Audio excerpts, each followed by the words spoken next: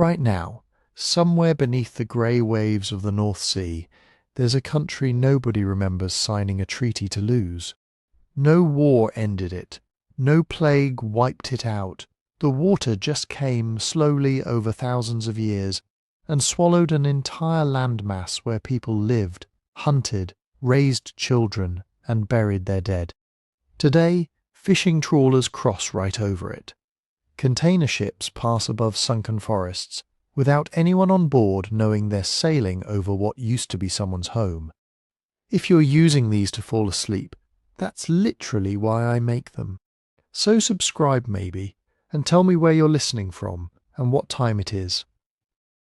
I check the comments and it's wild. Someone's in Manchester at midnight, someone else is in Manila at lunch, all listening to the same story about a place that vanished before either of their countries existed. Here's the thing that gets me about Doggerland. We're not talking about a myth or a legend passed down through vague stories. We're talking about a real, physical, mappable piece of Europe that existed less than 10,000 years ago, geologically speaking. That's basically yesterday, and then it just disappeared underwater. Bigger than some modern countries, home to rivers, lakes, forests, and people who had no idea their entire world was about to become the seafloor. So how do we even know this place existed? That's where it gets interesting. This isn't guesswork or speculation dressed up as fact. Scientists have pieced this together from seafloor mapping that reveals ancient river channels running where there's now nothing but open water. From sediment cores pulled up from the bottom of the North Sea that contain pollen, seeds, and traces of ancient soil. And from something almost unbelievable, fishing boats dragging their nets across the seafloor and pulling up mammoth tusks, ancient tools, even a human skull fragment, all tangled up with the day's catch. Think about that for a second. A fisherman somewhere off the coast of England hauls in his net, expecting fish, and instead finds a piece of bone that's tens of thousands of years old. That's not archaeology in the traditional sense, that's archaeology by accident. Evidence surfacing almost by chance from a place we can't just walk into and dig up. And that raises the questions we're going to spend this entire video trying to answer. What exactly was Doggerland? Who lived there?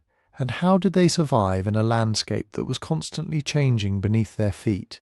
And maybe the most haunting question of all, how did it disappear? And did the people living there see it coming? Or did the water take them by surprise? Because here's what makes this story different from most lost world stories. This isn't ancient myth. This is real land, real people, and a real flood that happened slowly enough that generations lived through it without necessarily understanding what was happening to their world. If you want more stories like this, ones that take real science and turn it into something you can actually feel, the best way to support what I'm doing here is to follow the show on Spotify and leave a 5-star review. Links in the description. It genuinely helps more than you'd think. Now let's go back. Back before the North Sea was a sea at all. Back to when this was simply land, Ice Age land, waiting for the water to come. So let's actually define this place, because Lost World sounds romantic, but Doggerland was something far more specific, and honestly far stranger than most people imagine. Doggerland was a landmass that once connected Britain to continental Europe, filling in what's now the southern North Sea between eastern England, the Netherlands, Denmark, and Germany. At its largest, it wasn't a narrow strip you could jog across in an afternoon. We're talking about tens of thousands of square miles, an area that in its prime might have rivaled the size of a small modern country. This wasn't a bridge in the sense of a causeway or a land route between two places. It was the place, a living, breathing landscape in its own right, with its own weather, its own rivers, its own wildlife, and eventually its own people. The time window matters here, so let's get specific. We're talking about the late Pleistocene stretching into the early Holocene, roughly the tail end of the last ice age through the first several thousand years after it. That puts the story somewhere between about 18,000 years ago, when ice sheets still dominated much of northern Europe, and around 8,000 years ago when the last remnants of this landscape finally went under for good. That's a span of 10,000 years. 10,000 years of a coastline that never stopped moving, never stayed the same for more than a few generations at a time. The Doggerland your great-grandparents would have known if you'd been born in, say, 12,000 BCE, was not the Doggerland your grandchildren would have known 2,000 years later. It was shrinking the entire time, like a slow exhale that nobody alive could have noticed happening in real time. Now, why do we call it Doggerland at all? The name comes from Dogger Bank, a large sandbank still sitting beneath the North Sea today, a shallow plateau that fishermen have known about for centuries because it's one of the richest fishing grounds in that part of the world. Dogger Bank itself is probably named after old Dutch or Frisian fishing boats called doggers, which worked those waters generations ago. The term Doggerland itself is much more recent. It was popularised by British archaeologist Bryony Coles in the 1990s, when she started piecing together sediment data and calling this vanished region by a name that stuck. Before that, scientists just talked about the North Sea landmass, or the submerged plain, which honestly doesn't have quite the same ring to it. Here's where I want to clear something up, because it's the single most common misconception about this place. Doggerland was not simply a bridge. Forget the mental image of a flat, featureless strip of land that early humans and animals crossed to get from one side to the other like some kind of ancient highway. That's not what the evidence shows. Doggerland had hills. It had valleys. It had slow-moving rivers, some of which were substantial enough to rival the Rhine or the Thames in size. It had marshes, freshwater lakes, and at various points in its history, dense forests. It had its own coastline, its own beaches, its own estuaries where rivers met the sea. In other words, it wasn't a bridge, it was a homeland. So how do we actually know any of this? The evidence comes in layers, and each type tells us something different while staying frustratingly silent on other questions. Seafloor mapping using sonar and seismic surveys shows us the shapes of ancient river channels buried under meters of more recent sediment. Sediment cores pulled from the seabed contain pollen grains, seeds, and microscopic organisms that tell us what kind of plants were growing and what the climate was like at different points in time. Fishing trawls have occasionally dragged up bones, tools, and other physical remains completely by accident. Each of these gives us a piece of the puzzle, but none of them gives us the whole picture. And that's the honest caveat we need to sit with for the rest of this story. The maps you'll see of Doggerland, the ones with rivers drawn in blue and coastlines marked in confident black lines, those are reconstructions. Educated, scientifically grounded reconstructions, but reconstructions all the same, not satellite photographs of a place that no longer exists. We're building a picture from fragments, and like any picture built from fragments, there are gaps, there are guesses, and there's room for the story to change as new evidence rises, quite literally, from the deep. To understand why Doggerland existed at all, we have to zoom way out in time and think less like archaeologists and more like glacial engineers. Because this landscape wasn't just there, waiting for humans to walk on it. It was built, torn down and rebuilt again and again by ice, water, and slowly moving rock. Start with the last ice age, but also the ones before it. The North Sea Basin has been a kind of geological batting ground for ice sheets for millions of years. During cold phases, enormous sheets of ice spread out from Scandinavia and Scotland like a slow-motion bulldozer. They didn't just sit politely on top of the ground. They scraped it, crushed it, carved grooves into the bedrock, and shoved loose material forward in front of them. When those ice sheets advanced over what's now the North Sea, they pushed up ridges of rock debris at their edges. These ridges are called moraines, and they're basically giant frozen conveyor belts frozen in place, piles of sand, gravel, clay and boulders left behind, exactly where the ice's bulldozer blade paused. Some of those moraines now sit under the modern sea, forming the skeleton of features like Dogger Bank and other sandbanks. When you see a shallow plateau on a bathymetric map of the North Sea, chances are you're looking at something that started life as an icefront pile of rubble, later reworked by waves and currents into smoother banks of sand. Then the climate would swing back the other way. Temperatures rose, the ice sheets thinned, and meltwater poured off their surfaces and margins. Think of rivers on steroids, huge, cold torrents cutting down through whatever lay in their path. Those meltwater rivers carved deep channels into the basin, sometimes far deeper than the rivers we see on land today. Many of these channels are now buried hundreds of feet below the seafloor, submerged, filled with sediment, invisible to anyone looking just at the surface of the water. These buried valleys are important. They show us that the floor of the North Sea isn't some flat, simple bowl that filled nicely with water when the ice melted. It's a hacked-up, scarred landscape of old river systems, some of them branching and complex that were carved when the basin was dry land and the sea level was much lower. Now add another slow, powerful process. The Earth's crust itself moving up and down under the weight of the ice. When those massive ice sheets sat on Scandinavia and northern Britain, they were heavy enough to press the crust down like a thumb on a sponge. The area directly under the thickest ice sank. But the areas around the edge of that load, the forebulge, could actually rise a bit in response, like the sponge puffing up at the sides.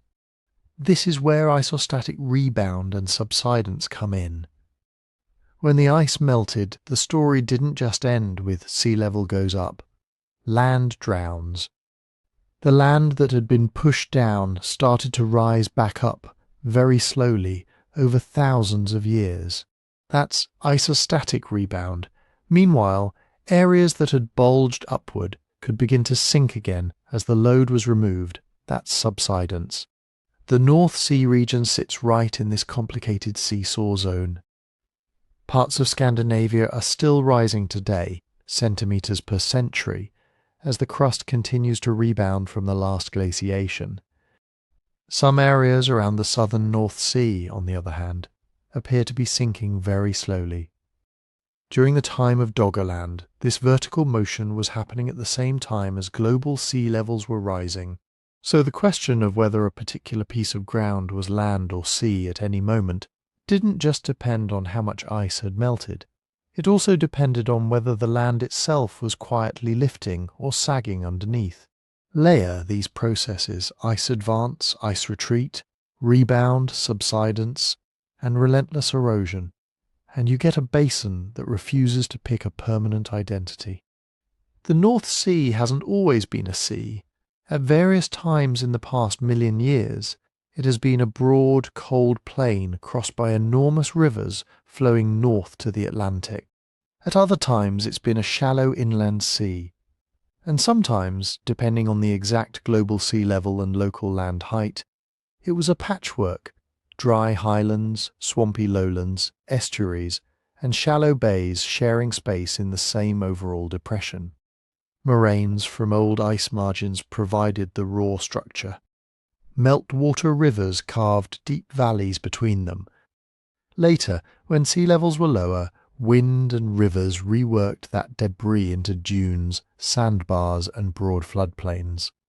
Then, as the sea crept back in, waves and tidal currents planed off the tops of those features, sweeping sand into long, linear banks aligned with the prevailing currents. Some of those sandbanks are what mariners know today as Dogger Bank, Fisher Bank, Brown Bank, modern features with ancient roots.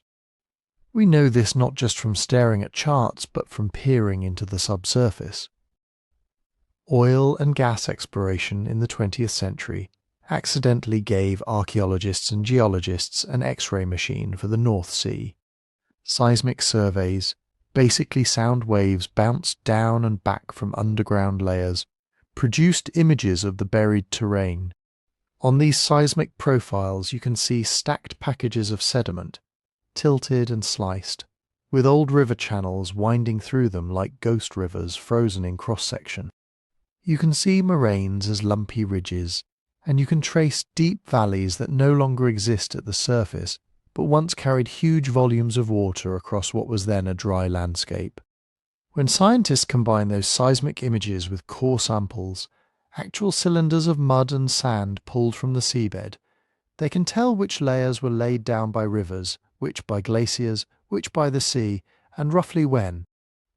That's how we know that beneath today's North Sea is a palimpsest of ancient landscapes, forests, floodplains, river terraces, and even old coastlines, all stacked on top of each other like pages in a book. And all of this geology matters because it set the rules for where humans could actually live when Doggerland finally emerged as a real landscape people could walk across. Moraines and sandbanks, once they were above water, tended to form slightly higher, better drained ground, good places for camps, lookout points and travel routes. The buried valleys that had been carved by Ice Age rivers often reactivated as the main drainage lines of Doggerland's later river systems. Those recut channels would have hosted freshwater fish and easy pathways through the landscape. Low-lying depressions between moraines became wetlands and lakes, rich in reeds, birds and edible plants. As fine sediments settled out on those floodplains, they created fertile soils that could support dense vegetation and the animals hunter-gatherers depended on. In other words, the deep-time violence of ice sheets and crustal movement ended up producing a patchwork of resource zones. Dry ridges, river corridors, marshlands and lake basins weren't randomly scattered. They were the surface expression of glacial debris piles, meltwater cuts, and slowly flexing crust. When we talk later about where people might have fished, camped, or moved seasonally across Doggerland, we're really talking about how human lives were steered by structures built long before any human set foot there, by ice, by gravity, and by a basin that couldn't decide whether it wanted to be land or sea. When people hear Doggerland sank beneath the waves, it's easy to imagine one big dramatic moment. A single storm, a single tsunami, a single year, when everything just went under. That's not how it started. The real story begins with something much slower and far more relentless. Global sea level rise after the last glacial maximum. Not local tides. Not one freak flood. The entire ocean system, worldwide, rearranging itself as ice that had been locked up on land for tens of thousands of years, melted and flowed back into the sea. Around 20,000 years ago, at the peak of the last ice age, global sea level was roughly 120 metres, about 400 feet, lower than it is today. So much water was frozen into ice sheets over North America, Greenland, and northern Europe, that the coastline of every continent sat far out from where it is now. What's now the North Sea wasn't a sea, it was mostly dry land, crossed by braided, powerful rivers flowing north into the Atlantic. As the climate warmed, those ice sheets began to retreat. That meltwater had to go somewhere, and there's only one destination, the ocean basins. When you spread trillions of tons of water across the world's oceans, sea level rises everywhere. That's what scientists mean by eustatic sea level rise, the global baseline change driven by how much water is in liquid form rather than locked up as ice. This rise was not perfectly smooth. On average, over several thousand years, global sea level climbed on the order of a centimetre or so per decade. For any one person watching the coast in any one lifetime, the change would have been subtle, a shoreline creeping inland, a marsh staying waterlogged a little longer each year, a ford that got a bit deeper with each generation. But that gentle average hides some violent pulses. As ice sheets collapsed in fits and starts, especially the huge ones in North America, there were periods when sea level rose much faster, perhaps several metres in just a few centuries. Not a Hollywood wall of water surging over the horizon, but a quickening of the background flood. A child born near the beginning of one of those pulses might grow up to see a favourite low-lying hunting ground turn into a tidal flat, then a shallow bay in the span of their lifetime. Now put that global picture onto the North Sea basin, with all its quirks. Remember, the land itself was moving too. Some areas were rebounding upward as the weight of the ice sheets came off. Others, particularly further south, were slowly sagging. So while the global ocean level was rising everywhere, the local experience around Doggerland depended on two superimposed trends: water going up, crust shifting up or down. In some parts of the region, those effects partly cancelled each other out for a while. Land rose as water rose, and coastlines might have seemed almost stable for generations. In others, they amplified each other. Slowly sinking lowlands met rapidly rising seas, and the water didn't just creep in, it marched. As sea level climbed, coastlines didn't simply move like a neat, straight line retreating inland. They broke up, fragmented, reassembled. Low-lying valleys and depressions, those old meltwater channels and basins carved during glacial times, were the first to drown. River mouths became broad estuaries. Depressions between moraines turned into lagoons and shallow inland seas.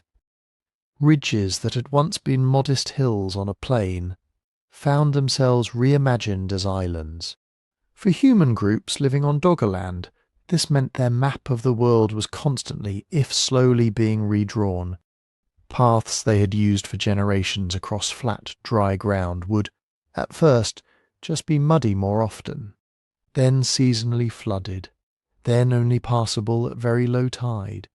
Eventually, one year, someone would walk down to the usual crossing place and discover there was no safe way across at all. These are what you might call threshold moments. For decades, maybe centuries, the change is something you can adapt to with small tweaks.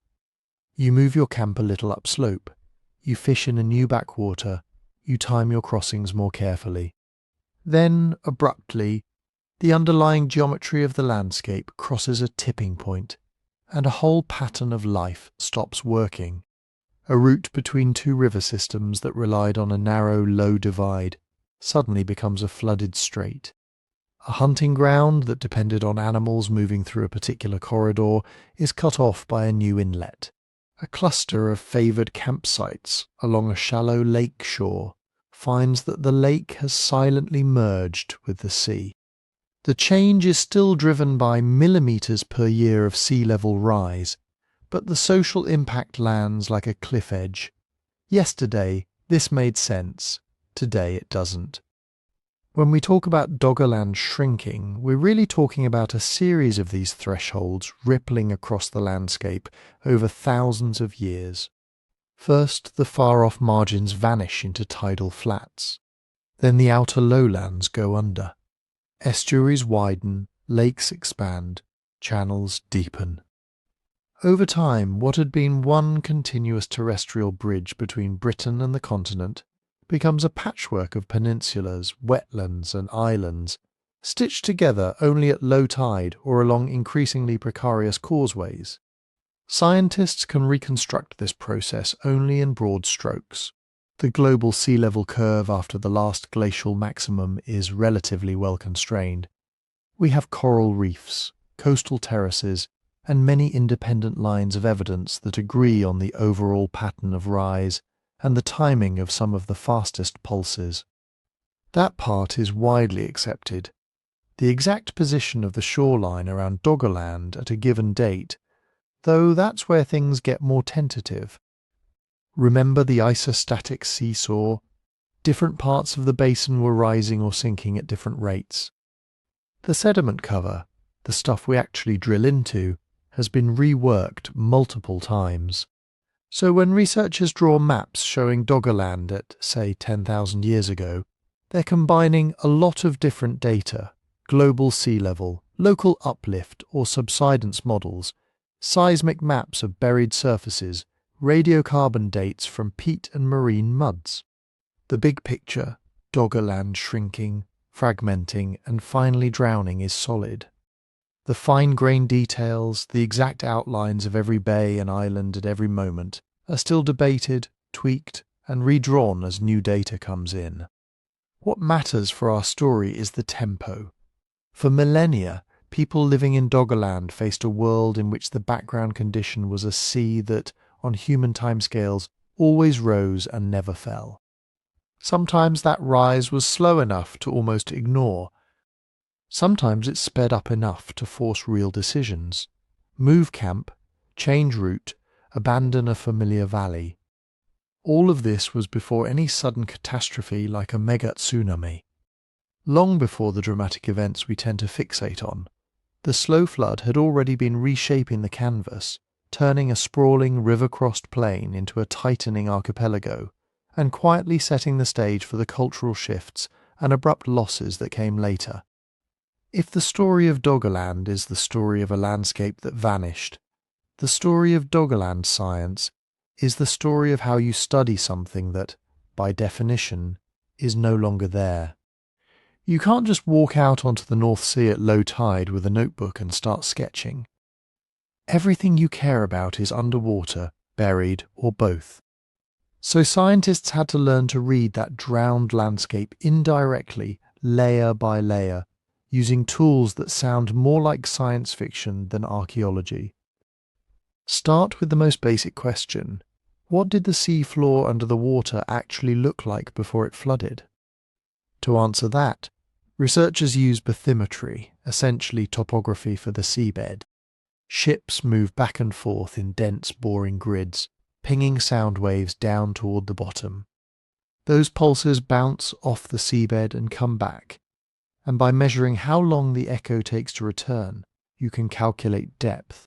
Do that millions of times across thousands of square kilometers, and you end up with a detailed 3D surface. On a computer screen, the North Sea suddenly stops being just blue. It turns into hills and valleys, ridges and basins. Long, sinuous depressions show up as the ghosts of ancient rivers. Broad, shallow platforms appear where low plains once stretched out between Britain and the continent. Subtle breaks of slope map out old shorelines and coastal bluffs. Bathymetry is how you first sketch the bones of Doggerland, where the dry ground used to be, where the big rivers flowed, where the sea would have lapped when it first began to creep in. But bathymetry only shows you the current surface of the seabed, what's left after thousands of years of waves, tides and trawling. Doggerland itself is mostly below that. To see the buried landscape, you need something that looks beneath the floor of the sea.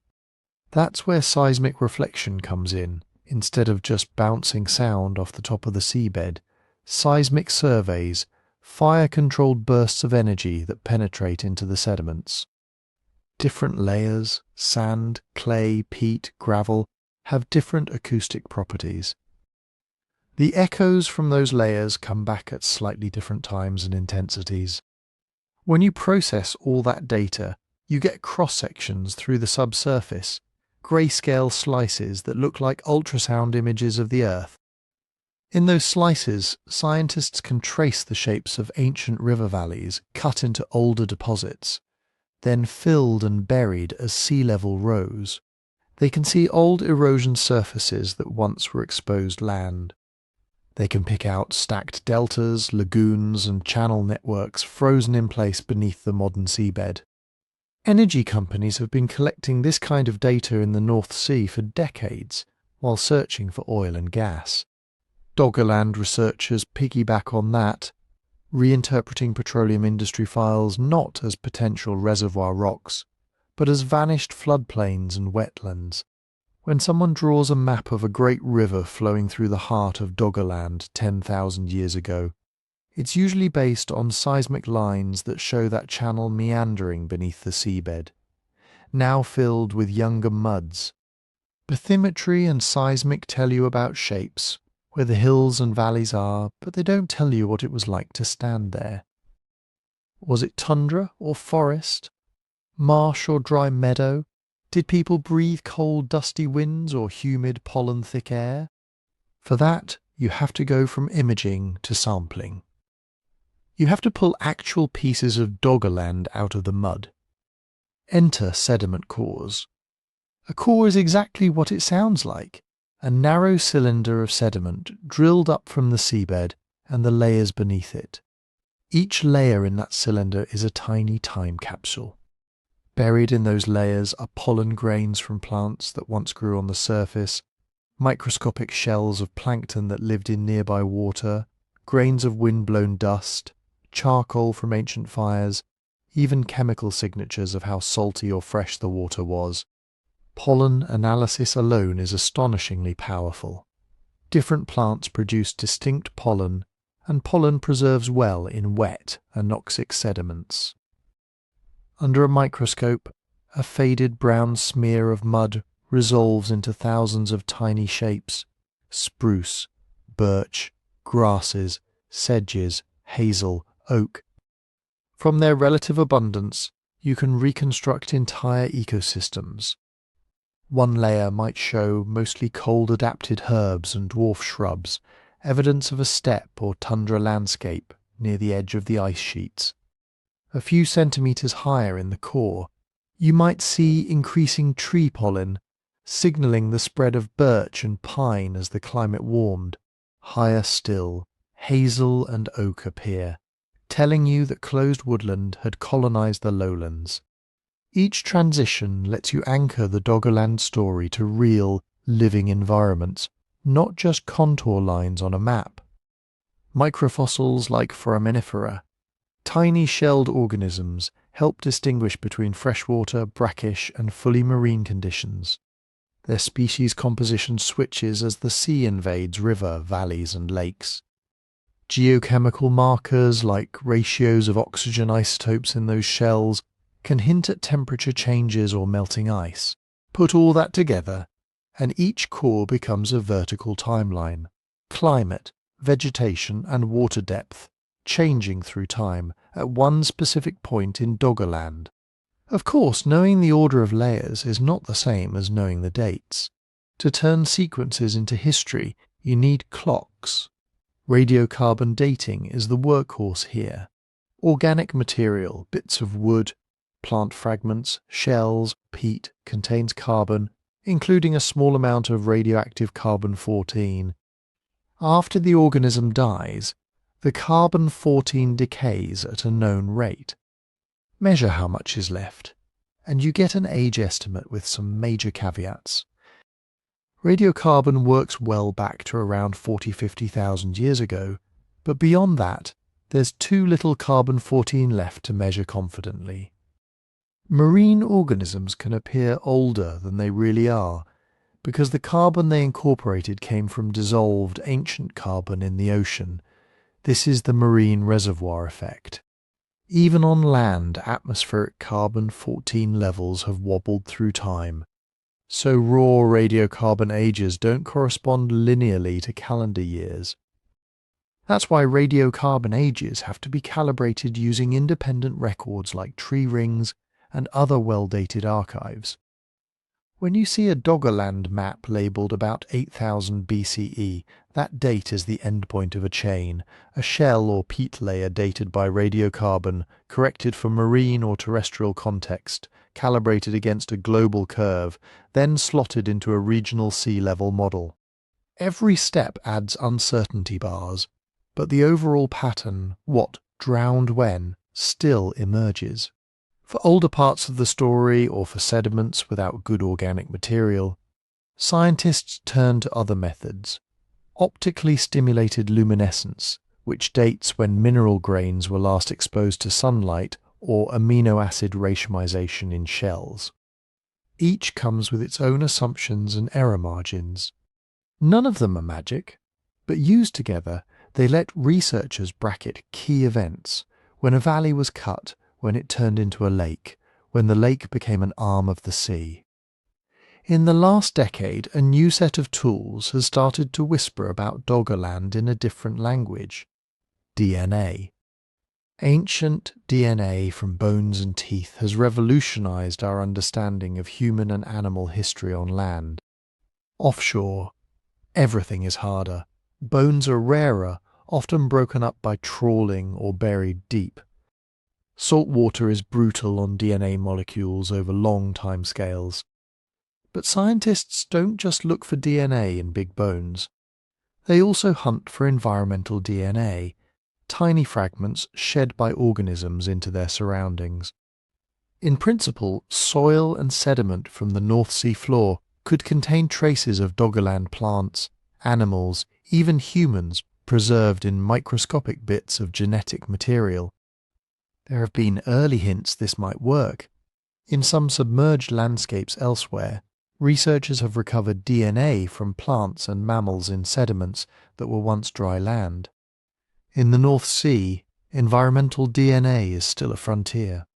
Contamination is a constant risk. Currents can transport and mix material. The survival of DNA depends on temperature, oxygen, and burial conditions that vary from place to place.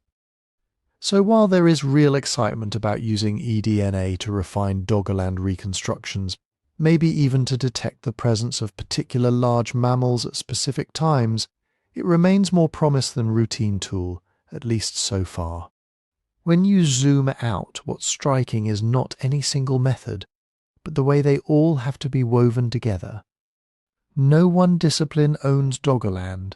Marine geophysicists process seismic lines to map buried channels and shorelines.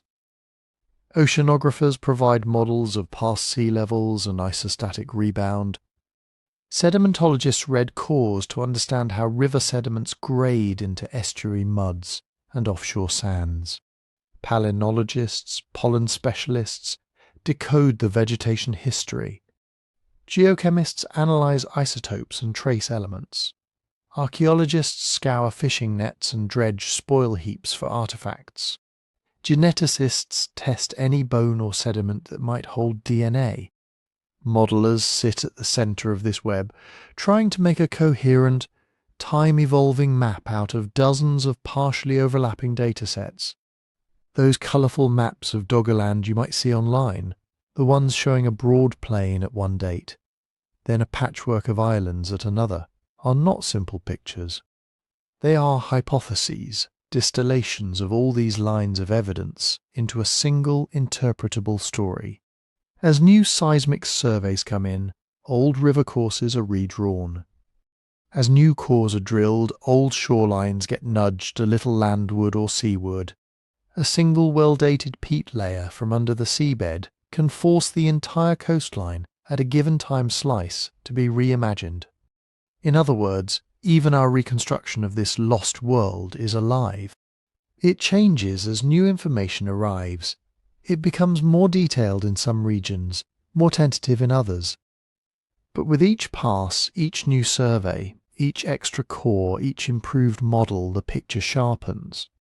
The flat blue patch on the map between Britain and Europe starts to look less like empty sea and more like what it was for thousands of years. A living landscape, cut by rivers, dotted with lakes, home to forests, marshes, animals and people. And once you can see that landscape clearly enough in your mind, you can finally start to ask the questions that matter most. Where did those rivers run? Where did people settle along them? And what did daily life look like in the heart of this drowned country?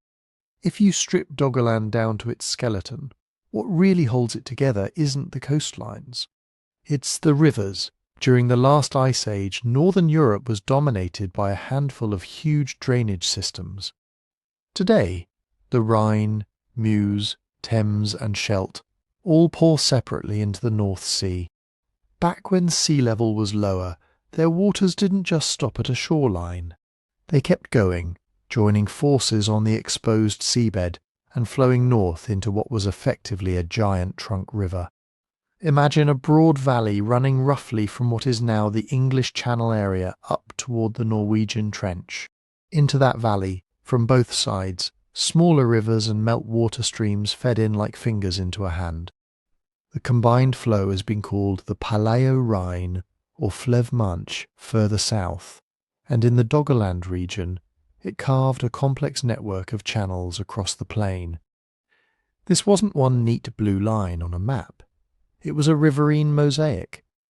Where the main channels swung back and forth across the flat plain, they built wide floodplains of sand and silt. When they cut a new course, abandoned bends pinched off into crescent-shaped oxbow lakes.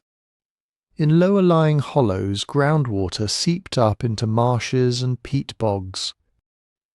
Seasonally flooded wetlands spread out along the valley floors, grading upslope into drier meadows and, in warmer phases, patches of woodland. From above, Doggerland would have looked less like a single big river and more like a braided lacework of streams, backwaters, ponds and swampy corridors, all shifting slowly over centuries as channels migrated and lakes silted up. For plants and animals, this freshwater web was the beating heart of the landscape. Water concentrates life. Along these rivers, lush gallery vegetation would have held on even in colder periods. Willows, sedges, reeds, later birch and alder as climates warmed. Herbivores followed. Deer, wild cattle, horses, elk coming down to drink or graze on the rich floodplain grasses. Predators followed them. Wolves, big cats earlier in the sequence, human hunters whenever they were present. If you're a Mesolithic forager, you don't spread your camps randomly across a huge empty plain. You target these freshwater nodes, river confluences where fish pool. Oxbow lakes choked with birds and amphibians. Slight rises above the floodplain with good visibility and dry footing.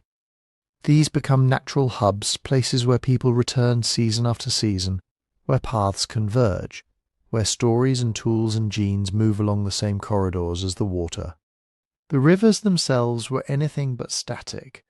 Their behaviour changed with the seasons in ways that mattered enormously to anyone living nearby. In late winter and spring, snowmelt and rain would have swollen the channels. Floodplains went underwater, reshaping sandbars, depositing fresh silt, sometimes ripping away campsites and burying hearths. Those floods also opened up new possibilities. Spawning runs of fish surged upriver, salmon, shad, other migratory species exploiting the same routes that humans did. Nets and weirs, set at the right moment, could turn a brief seasonal pulse into a year's worth of protein. Autumn and early winter might have brought lower, clearer water and exposed crossings. Animals used the same ford points and valley bottlenecks, turning particular bends into predictable hunting grounds. Migratory birds used the wetlands as pit stops along continental flyways. The whole Doggerland River network functioned as a set of biological highways, directing movement across a landscape that, at its maximum extent, was larger than many modern countries. When scientists trace buried channels today on seismic profiles, they're not just drawing pretty lines. They're sketching out those ancient highways. Seismic data and detailed bathymetry reveal deep, sinuous incisions, old main channels, and shallower, branching forms that look like tributaries or abandoned courses. In some places, these valleys are tens of meters deep, cut during very low sea level stands when rivers flowed energetically across the exposed shelf. Later, as sea level rose and fell in smaller oscillations, new channels were incised into older ones, or existing valleys were partially filled, then reused. By stacking and cross-cutting these features in 3D, researchers can identify likely travel corridors for both animals and people.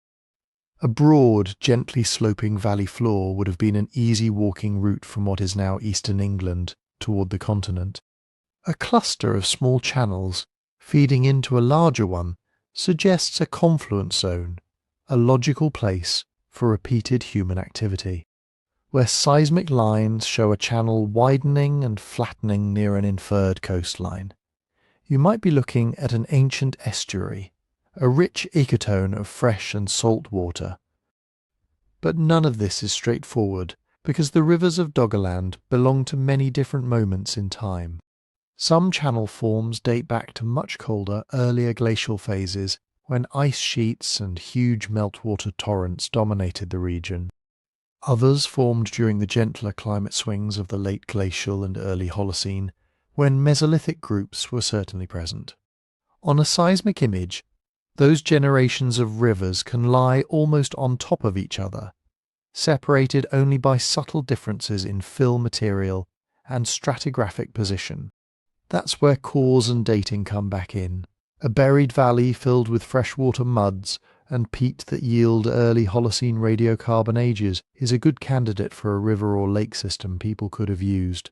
A deeper sand-filled gorge with no datable organic material might be older, carved when the region was too cold or too unstable for long-term settlement. Even so, uncertainties remain. In many parts of the North Sea, researchers can't yet say with confidence which specific channels were active at, say, 9000 BCE versus 11,000 BCE, or how quickly a particular floodplain turned into an estuary as sea level crept up. So the heart rivers you see on Doggerland maps today are best thought of as composite portraits. They blend features from several phases into a single, simplified network to make the story legible. Underneath that simplicity is a far more dynamic reality. Valleys being cut, abandoned, refilled and reused over tens of thousands of years, with humans only intersecting the system during a relatively brief but crucial window. And it's on the banks of those shifting rivers and lakes where fresh water, fertile soils and animal traffic all came together, that the next part of the story unfolds. What kind of climate supported this world, and what kinds of ecosystems grew up along its shores? To understand Doggerland, you have to watch it change in slow motion. When the last glacial maximum began to ease, around 20,000 years ago, this part of the world was still closer to the Arctic than to anything we'd recognize as Europe. Ice sheets sat to the north and west. Cold air flowed off them like a permanent weather system, and the exposed North Sea basin was mostly a periglacial steppe tundra, low shrubs, hardy grasses, scattered dwarf willows, hugging the ground to escape the wind. Think of it as a dry, open, wind-scoured prairie with a polar accent. Winters would have been long, brutal and dark. Summers short but intense, with a burst of plant growth packed into a few weeks of thaw. For animals and any humans passing through, the key was mobility. Herds of reindeer, wild horses, maybe woolly mammoth in the earlier phases, moved long distances between seasonal grazing grounds. Hunters would have to do the same. This was not yet a place for year-round, settled use of the landscape.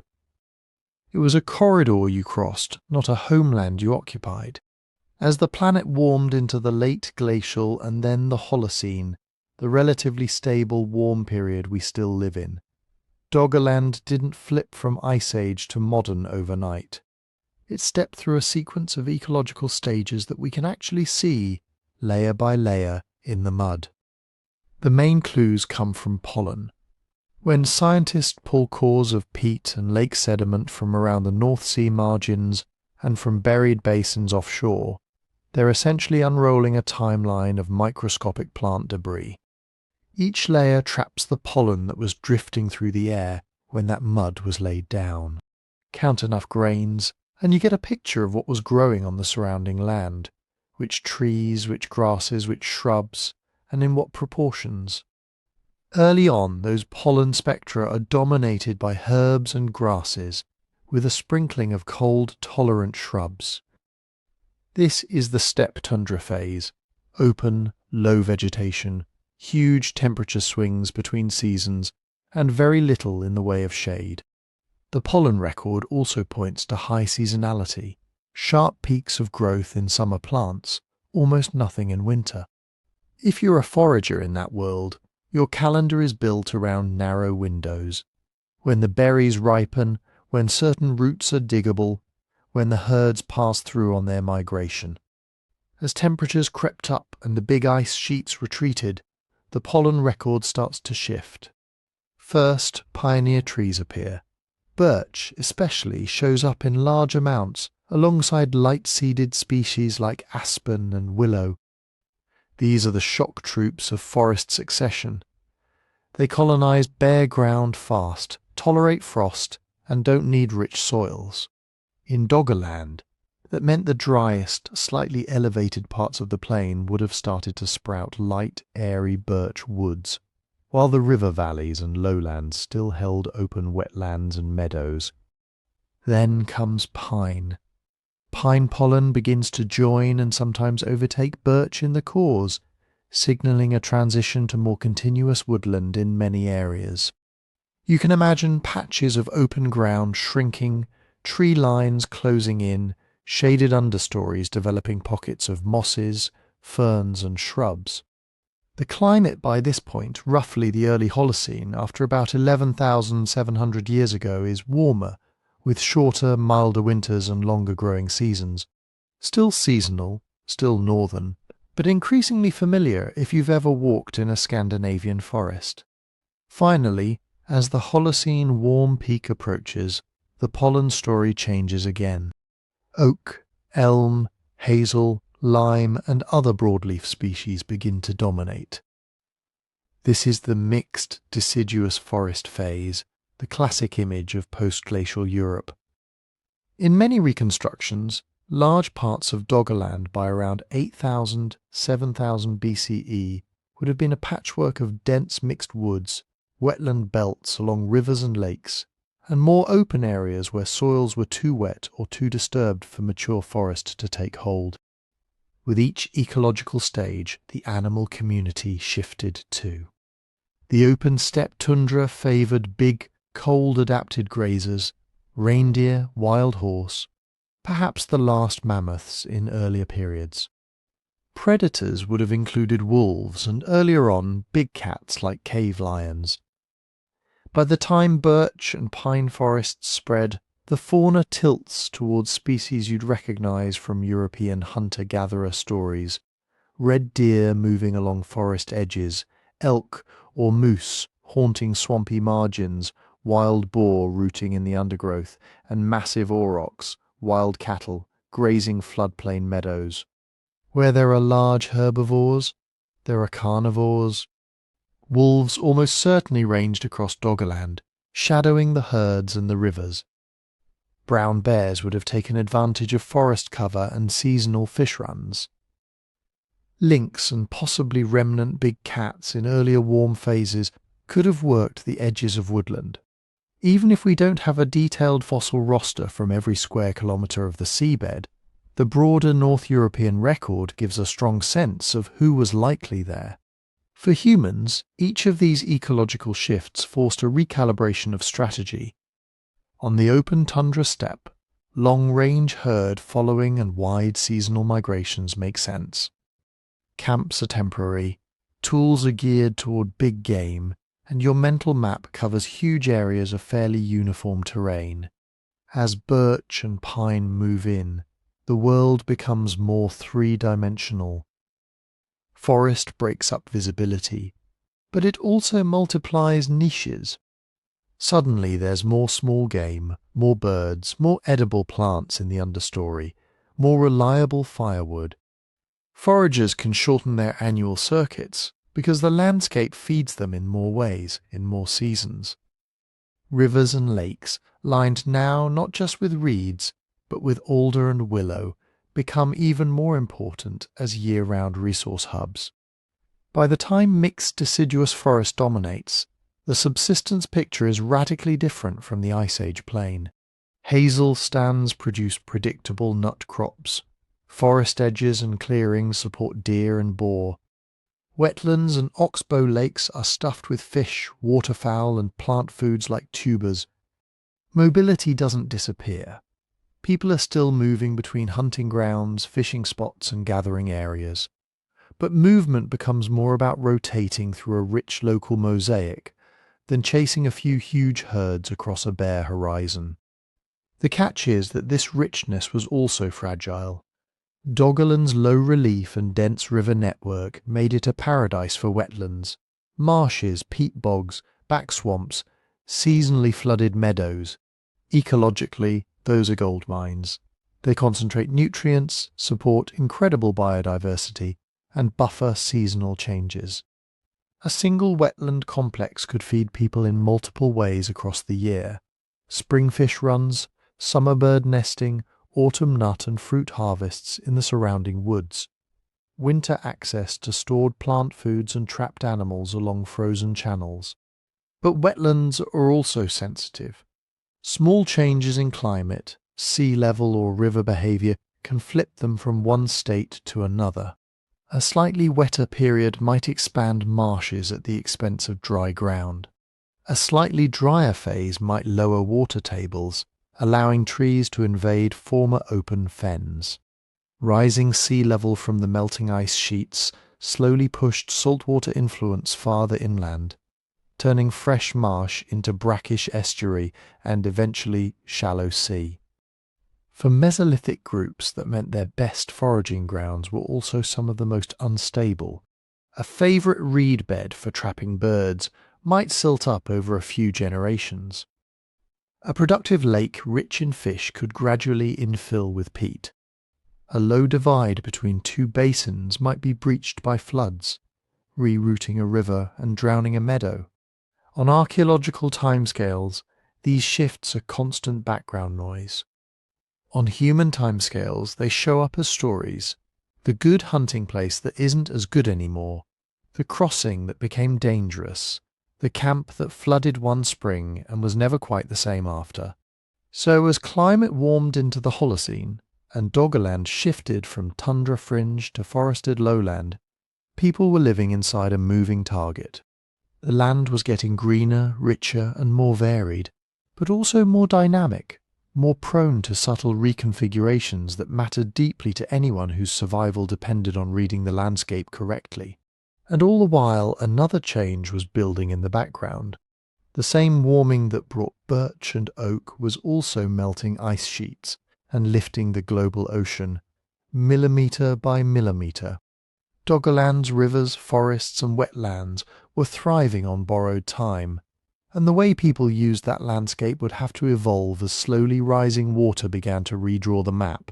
So who exactly was moving through this shifting green plain? Archaeologists usually tuck Doggerland's people under a bigger label, Mesolithic hunter-gatherers of northwest Europe. We're talking roughly 10,000 to 6,000 BCE, depending on which part of the landscape you're looking at, and how quickly the sea was creeping in. These weren't some mysterious lost race unique to the North Sea basin. Genetically and culturally, they're part of the same broader population that left material traces all around the shores of what would become the North Sea, along today's Britain, Denmark, the Netherlands, Germany, Belgium. If you walked from a camp on Doggerland's central plain to a camp on the future Yorkshire coast, the people you met would probably have looked and lived in broadly similar ways, spoken related languages, and recognised your tools. The tricky part is that the people themselves almost never show up. Direct human remains from what used to be Doggerland are extremely rare. Bones don't do well in a landscape that's been ground up by glaciers, flooded, buried under metres of marine sediment, and then chewed again by trawling gear and currents. Scattered finds of human bone have been dredged from the North Sea. Fragments of skulls, a jaw here or there. But they're needles in a very big, very soggy haystack. So how do we know who lived there? Mostly we work with proxies. Tools, animal bones, bits of worked antler and bone, the occasional carved object. When fishermen haul up a barbed antler point, a flint microlith, or a reindeer bone with cut marks from the seafloor, those act as stand-ins for the missing people. We compare them to material from dry land sites around the North Sea margins, which do preserve better and can be dated more securely. The match is clear enough that most researchers see Doggerland as occupied by the same kinds of Mesolithic groups we know from places like Starkar in Britain or the Danish Shell Middens. That means small, mobile bands rather than villages or cities.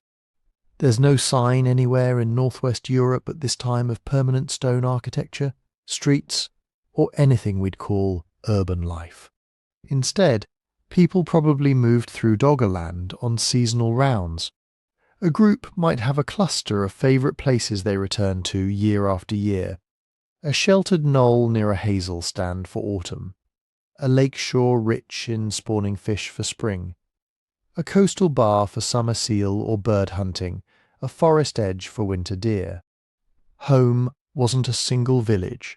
It was a mental map of dozens of resource patches, camps and paths, stitched together by memory, story, and kinship.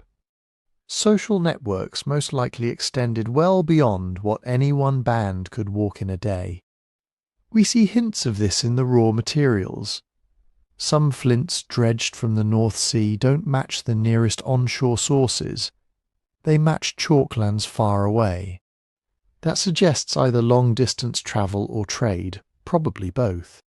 A piece of amber, a special blade, or a distinctive antler point could travel many camp-to-camp exchanges away from where it was made, linking groups scattered across hundreds of kilometres. Their toolkits were light, flexible, and almost entirely organic. Stone gets the most attention because it survives, but it was just the hard edge on a much more varied set of technologies. Mesolithic people in this region used flint blades and tiny microliths, set into wooden or bone shafts to make arrows, spears, and cutting tools, antler and bone for barbed points, harpoons, fish gorges, wedges, and sometimes axes. Wood for shafts, handles, bows, digging sticks, fish traps, and probably boats. The problem is that wood and fibre rot. Underwater preservation can actually be fantastic in the right low-oxygen mud, but we've only sampled a tiny fraction of the seafloor in a way that could reveal fragile wooden artefacts. So when we imagine Doggerland's inhabitants, we have to mentally layer perishable technologies on top of the few stone and antler items we actually find. A single barbed antler point from the North Sea stands for a whole invisible world of nets, baskets, weirs, paddles, sleds and tents that almost never fossilise. What about how many people there were? Here too we're working in ranges, not certainties. Doggerland at its maximum extent may have covered tens of thousands of square kilometres, but it wasn't all equally attractive. People would have clumped around rivers, lake margins and coasts, with drier uplands used more intermittently. Archaeologists estimate Mesolithic population densities in temperate Europe on the order of a few people per 100 square kilometres, maybe up to a few people per square kilometre in the very best spots. If Doggerland followed a similar pattern, we might be talking about thousands to perhaps tens of thousands of people spread across the whole plain at any one time, broken into dozens or hundreds of small groups constantly fissioning and fusing as families split off, marry in, or join neighbours. Those numbers aren't pulled from thin air, they're inferred from how many sites we see on the surrounding coasts, the intensity of artefact scatters, and analogies with better documented hunter-gatherers in similar environments. But they come with big margins of error. A slight shift in assumed mobility, birth rates, or territory size per group can double or halve the estimates. What we can say with some confidence is that Doggerland was not empty, and it was not a densely packed country. It was a lived-in mosaic, lightly but persistently used by people whose lives were threaded through its wetlands, forests and coasts. And although we can't put names to them, we can start to reconstruct what daily existence on that drowned plain might have felt like. The food they ate, the fires they tended, the shelters they built, and the skills that let them ride out a world that was slowly, inexorably going under. Day to day, life in Doggerland revolved around one constant question: where do we get food next? In that kind of wetland and forest mosaic, foraging wasn't just wandering around picking berries at random. It was strategy. People knew which patches ripened first, which flooded last, which always held a few late nuts or stubborn roots. Spring might pull families toward river mouths and lakes, where fish crowded into shallow water to spawn. Summer could mean exploiting marsh edges for waterfowl and eggs, or moving out onto drier ridges to track red deer and wild cattle. Autumn was nut time, hazel, acorns in some areas, mixed with whatever fruits and tubers the forest offered. Winter probably pushed people towards sheltered spots with predictable game routes and half-frozen wetlands, where you could still pry up shellfish or set traps under the ice. The richness came from the overlap. Forest, fen, open water, reed bed, and dry knoll might all sit within a short walk. Each zone offered different plants and animals. People who understood that patchwork deeply, who knew when eels moved upstream, when geese started flying low, when the hazel catkins meant good nuts later, that knowledge was as crucial as any tool in their hands. Hunting followed the same logic. This wasn't endless heroic battles with mammoths. Those days were mostly over in this region. Instead, it was about adaptability. Bows and arrows tipped with tiny flint microliths for deer and boar in the woods. Heavier spears or javelins for aurochs in more open areas. Drive hunts along narrow ridges between bogs, where animals could be funneled into kill zones. Silent stalking at dawn along game trails pressed into the mud. Wetlands added a whole extra toolkit. You can spearfish in the shallows, but it's far more efficient to let the river and the fish do the work for you. Archaeologists working on dryland Mesolithic sites see woven fish traps, weirs of stakes and wattle, and specialised barbed points for harpooning salmon or eels. There's every reason to think Doggerland's people did the same. A well-placed weir across a narrowing in a channel could feed a camp for days when the run was on. As coastlines crept across the plain and old rivers became estuaries, new resources opened up. Shellfish beds on tidal flats, seals hauling out on sandbars, seabirds nesting on low islands. Even if we don't yet have Doggerland's fish traps sitting in museum cases, the surrounding coasts show that Mesolithic groups became increasingly adept at exploiting marine and brackish environments. As the shorelines advanced, people probably followed them, adding more fish, more shellfish and more sea mammals into what had once been a mostly freshwater and forest-based economy. All of that raw food met the same transformative force, fire. Fire wasn't just warmth, it was chemistry. Cooking breaks down toxins, softens tough fibres, and unlocks calories your stomach alone can't reach. In a world where survival could hinge on extracting the last bit of energy from a handful of nuts or a scrap of sinew that mattered, roasting hazelnuts makes them keep longer and taste better. Smoking fish or meat over a cool, smoky fire turns a short-lived glut into winter food. Boiling roots and grains, once people started experimenting with them, makes them digestible instead of dangerous. But fire also had its own ecology. In a damp, often waterlogged landscape, dry fuel wasn't guaranteed. Gathering it was work. People would have known every driftwood pile on exposed bars, every snag of dead branches along the higher ground. Some campsites might be chosen as much for a nearby stand of birch or pine, trees that provide good, reliable fuel, as for anything else. Keeping embers alive through rainstorms, nursing a coal from one shelter to the next, under a twist of bark or fungus, was a daily skill that children probably learned early. Shelter, too, came out of that same intimate reading of land and weather. We don't see stone houses on Doggerland because they probably didn't exist. What we can infer from sites on the surrounding coasts is a spectrum of lightweight, flexible structures. Think of simple pole frames covered in hides, bark or thatch.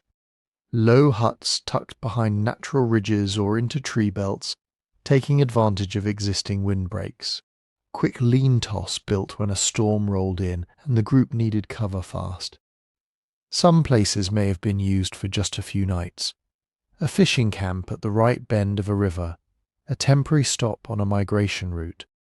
Others might have been base camps people returned to again and again, gradually accumulating rubbish heaps, fire-cracked stones, and rebuilt shelters on the same favoured knoll. Over years, those repeated occupations could turn a particular lakeshore or ridge into a place loaded with shared memory, where grandparents told stories, where a sibling was buried, where a child took their first steps. If the landscape was the stage, tools were the props that made any of this possible. Doggerland's inhabitants lived in what archaeologists sometimes call a microlithic world. Instead of one big heavy spear point, you make many tiny flint blades and geometric pieces, triangles, backed blades, crescents. These are snapped off from carefully prepared cores, then inserted into slots carved in wood or bone.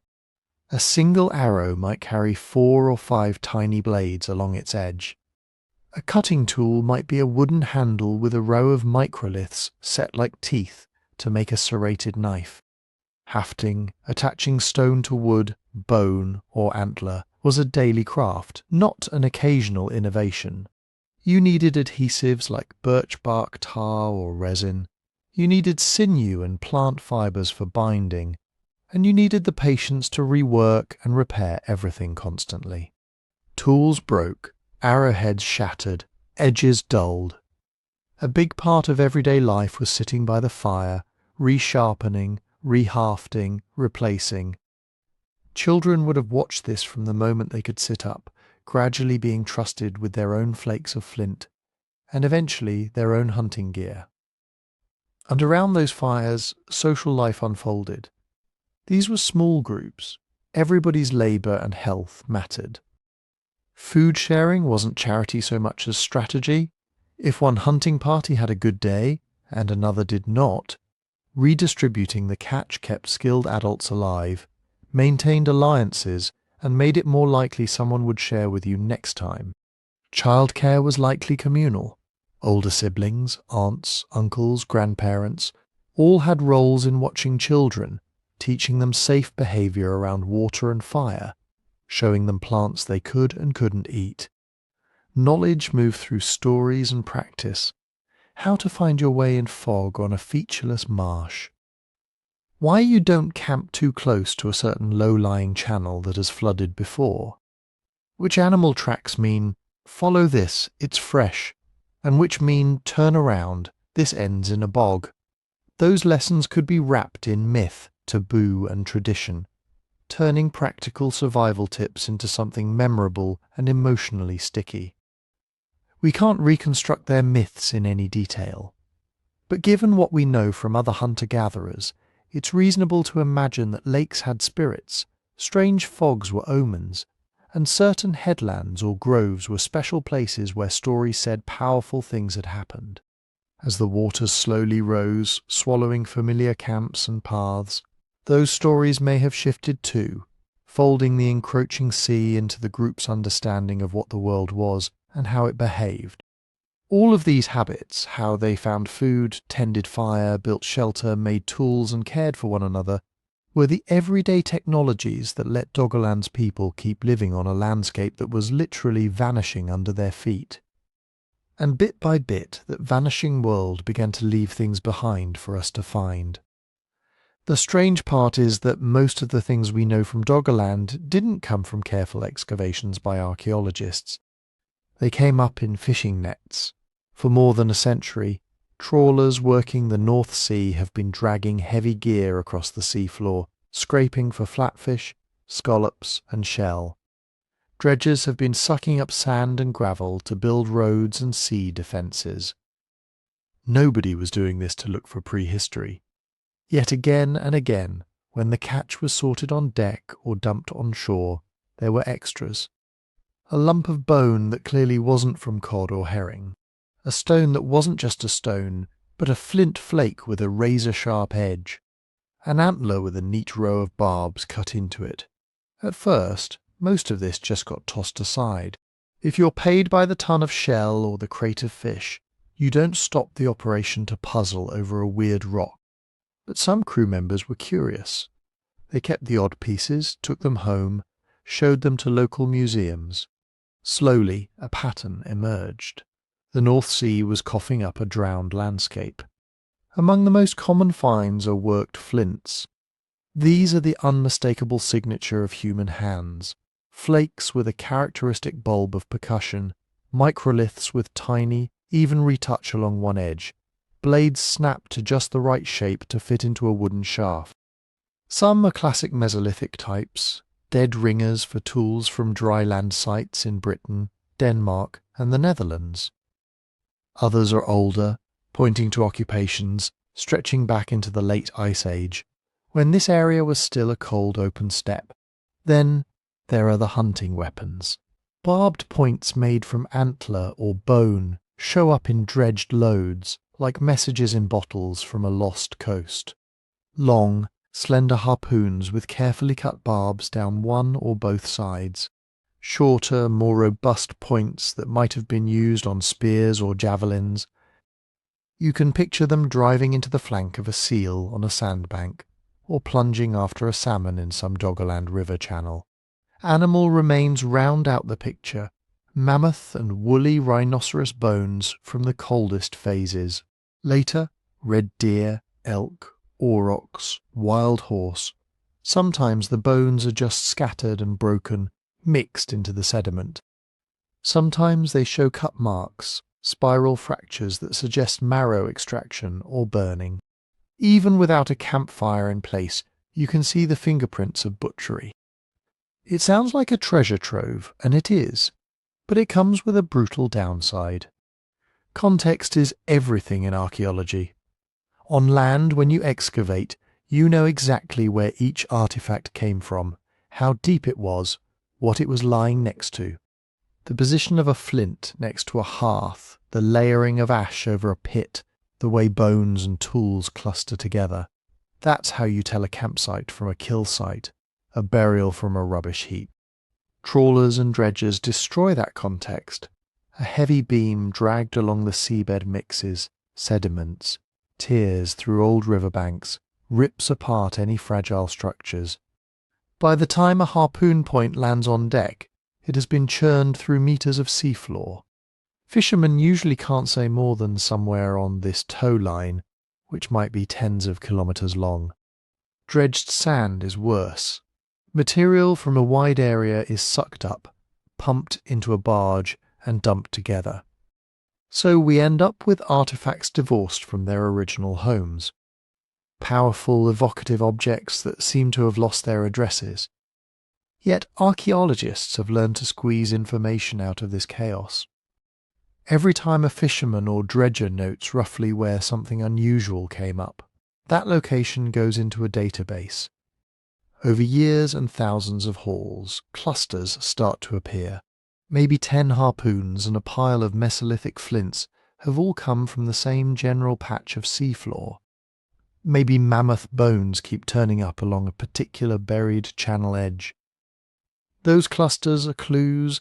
They mark potential hotspots where ancient land surfaces are still relatively intact, or where riverbanks and lake margins once concentrated human activity. When you overlay those find spots onto seismic maps and bathymetric surveys, you can start to match specific artifact types to specific buried landscapes. This kind of tool with this kind of former shoreline. That sort of fauna with that particular valley system. It's a blunt instrument compared to a neat excavation trench, but it's enough to guide more targeted work. If you know a certain sandbank keeps producing barbed points and fish bones, you can plan coring there, or even experimental underwater surveys. There's another layer to this: law and ethics.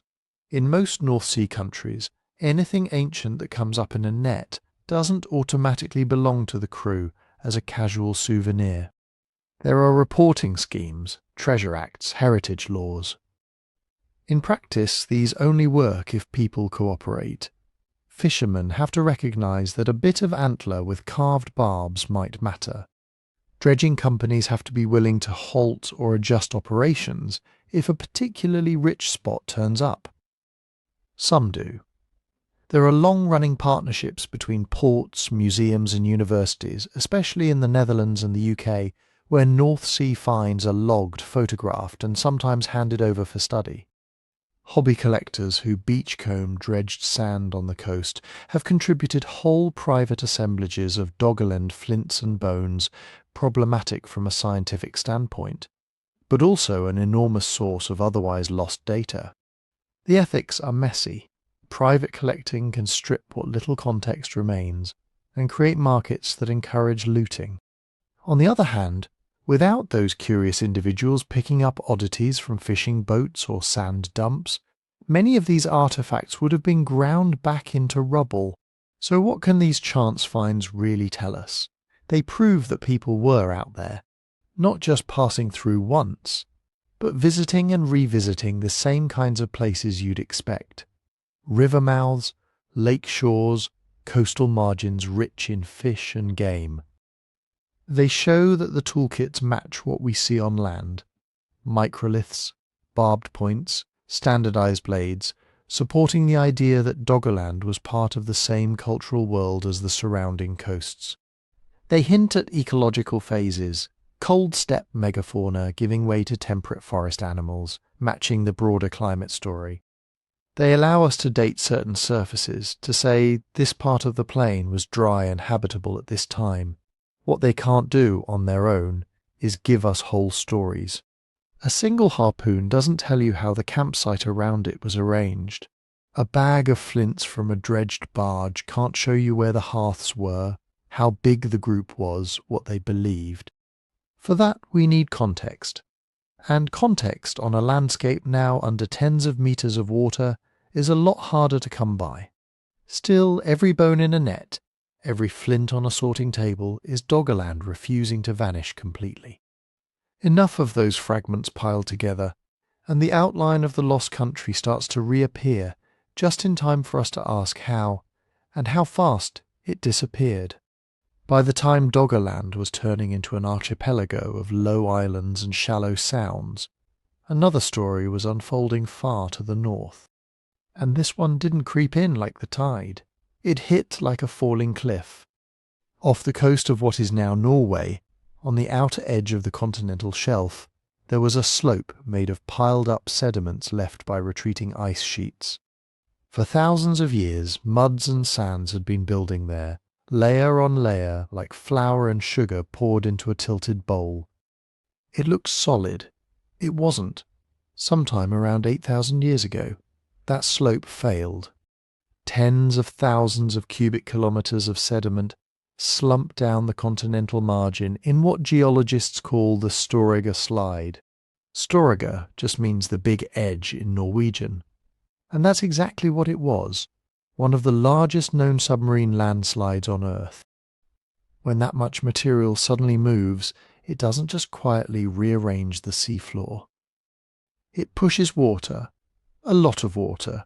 Computer models and geological evidence agree on the basics. The collapse sent a series of tsunami waves racing out across the North Atlantic. They slammed into the coasts of Norway and Scotland. They reached the Faroes, maybe even Iceland, and to the south and east, they rolled into the shallow basin that had once been the heart of Doggerland. We know this not because anyone wrote about it, this is thousands of years before writing, but because the wave left fingerprints.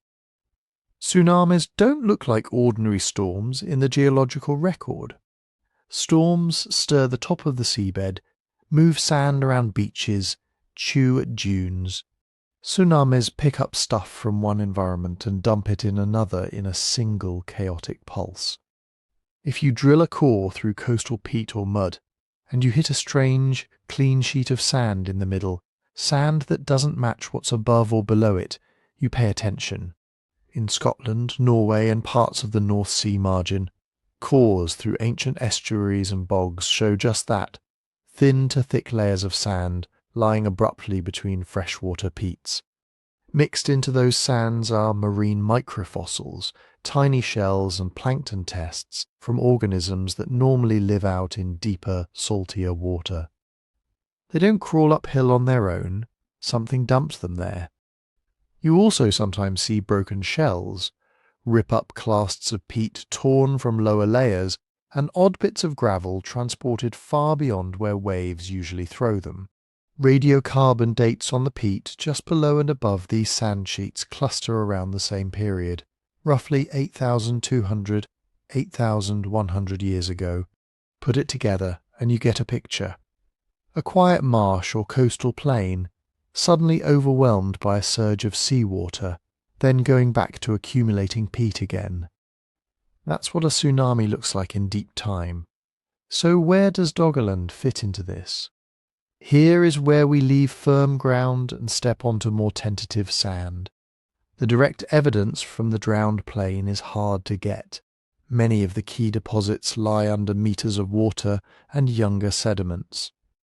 But models of wave propagation over reconstructed North Sea bathymetry suggest that, when the Storegga Slide happened, the waves racing south would have piled up as they ran into the shallower basin that covered what had been Doggerland. In open ocean, a tsunami might be only a metre or two high, but moving at jetliner speeds. In shallow water, it slows, bunches up, and grows. For the surviving islands and low-lying banks of Doggerland, that could have meant something like this. You're living on a gently rising ridge, maybe a few metres above the usual high tide. The sea has been inching higher your whole life, but you still have dry ground, reed beds, freshwater pools. One morning, or afternoon, or in the middle of the night, we don't know, the horizon looks wrong. The tide seems to run out instead of in. Birds explode up from the shore, and then a wall of fast, debris-choked water slams across the flats, rips through the reed beds, pours into the hollows. Low marshes become swirling inland seas for an hour. Sand and shells are thrown far up into places that had only ever tasted rain. Coves and inlets funnel the surge even higher. Boats break. Camps near the shore vanish. People who were in the wrong place at the wrong time don't get a second chance. But not everything dies. Doggerland wasn't a billiard table. It had higher ridges, old river terraces, dunes and bluffs that stood several, maybe tens of metres above sea level. The same models that show serious inundation on the flats suggest far less impact on these higher points. The wave would run in, lose energy over the shallows, spread out and drain back. Brutal for anyone on the margins, survivable for those on the right piece of ground. And by the time the Storegga Slide happened, the slow flood of post-Ice Age sea level rise was already well underway. Large chunks of Doggerland were gone, or turning into estuaries. The people using what remained may have been fewer, more coastal in their focus, moving often to keep pace with the shifting shoreline. Or they may have concentrated on relatively safer, higher spots, visiting the low flats seasonally. That's why there's so much debate. How far did the waves really penetrate? Did they permanently drown new areas, or just temporarily wash over land that would remain habitable for centuries afterward? Were there many people right in the firing line, or had the most vulnerable zones already been abandoned as the sea crept in? The radiocarbon dates on Storegga tsunami deposits overlap with a short, sharp, cool period in the North Atlantic climate and with a phase of accelerated regional sea level change. Sorting out which stressor did what for which coastal communities is like trying to reconstruct a shipwreck from scattered planks. You can propose models, you can't yet be certain. So when people talk about a Megatsunami that destroyed Doggerland, they're probably overstating it. Doggerland didn't vanish in a single day. Most of its area was lost to the slow, relentless work of melting ice and rising seas over thousands of years.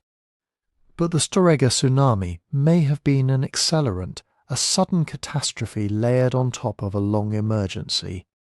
A shock event that tore through the remaining lowlands, wiped out some camps, salted the earth with fear, and taught survivors in the region that the sea could rise not just by inches a year, but by meters in minutes.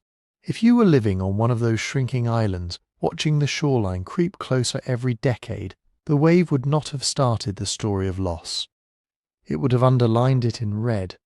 After that, when the water quietly climbed back over the same ground in the following centuries, you might remember less the slow flood, and more the day it came all at once. And as the waters finally rolled across the last land bridges and turned Britain into an island, those memories of creeping tides and sudden surges would travel with the people who left. When we talk about the moment Britain became an island, it's tempting to imagine a single dramatic day.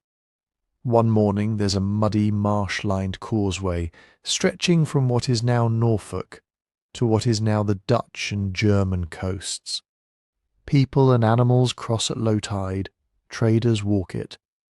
Kids know the safe tracks. Then, in this story, the tide comes in just a bit too far. A storm piles on top, and when the water drains away, the path is gone. The sea has won. The island of Britain is born. Reality was messier and much, much slower. Think instead of a giant, low-lying crossroads gradually turning into a tangle of bottlenecks. After the last ice age peaked about 20,000 years ago, global sea levels began climbing.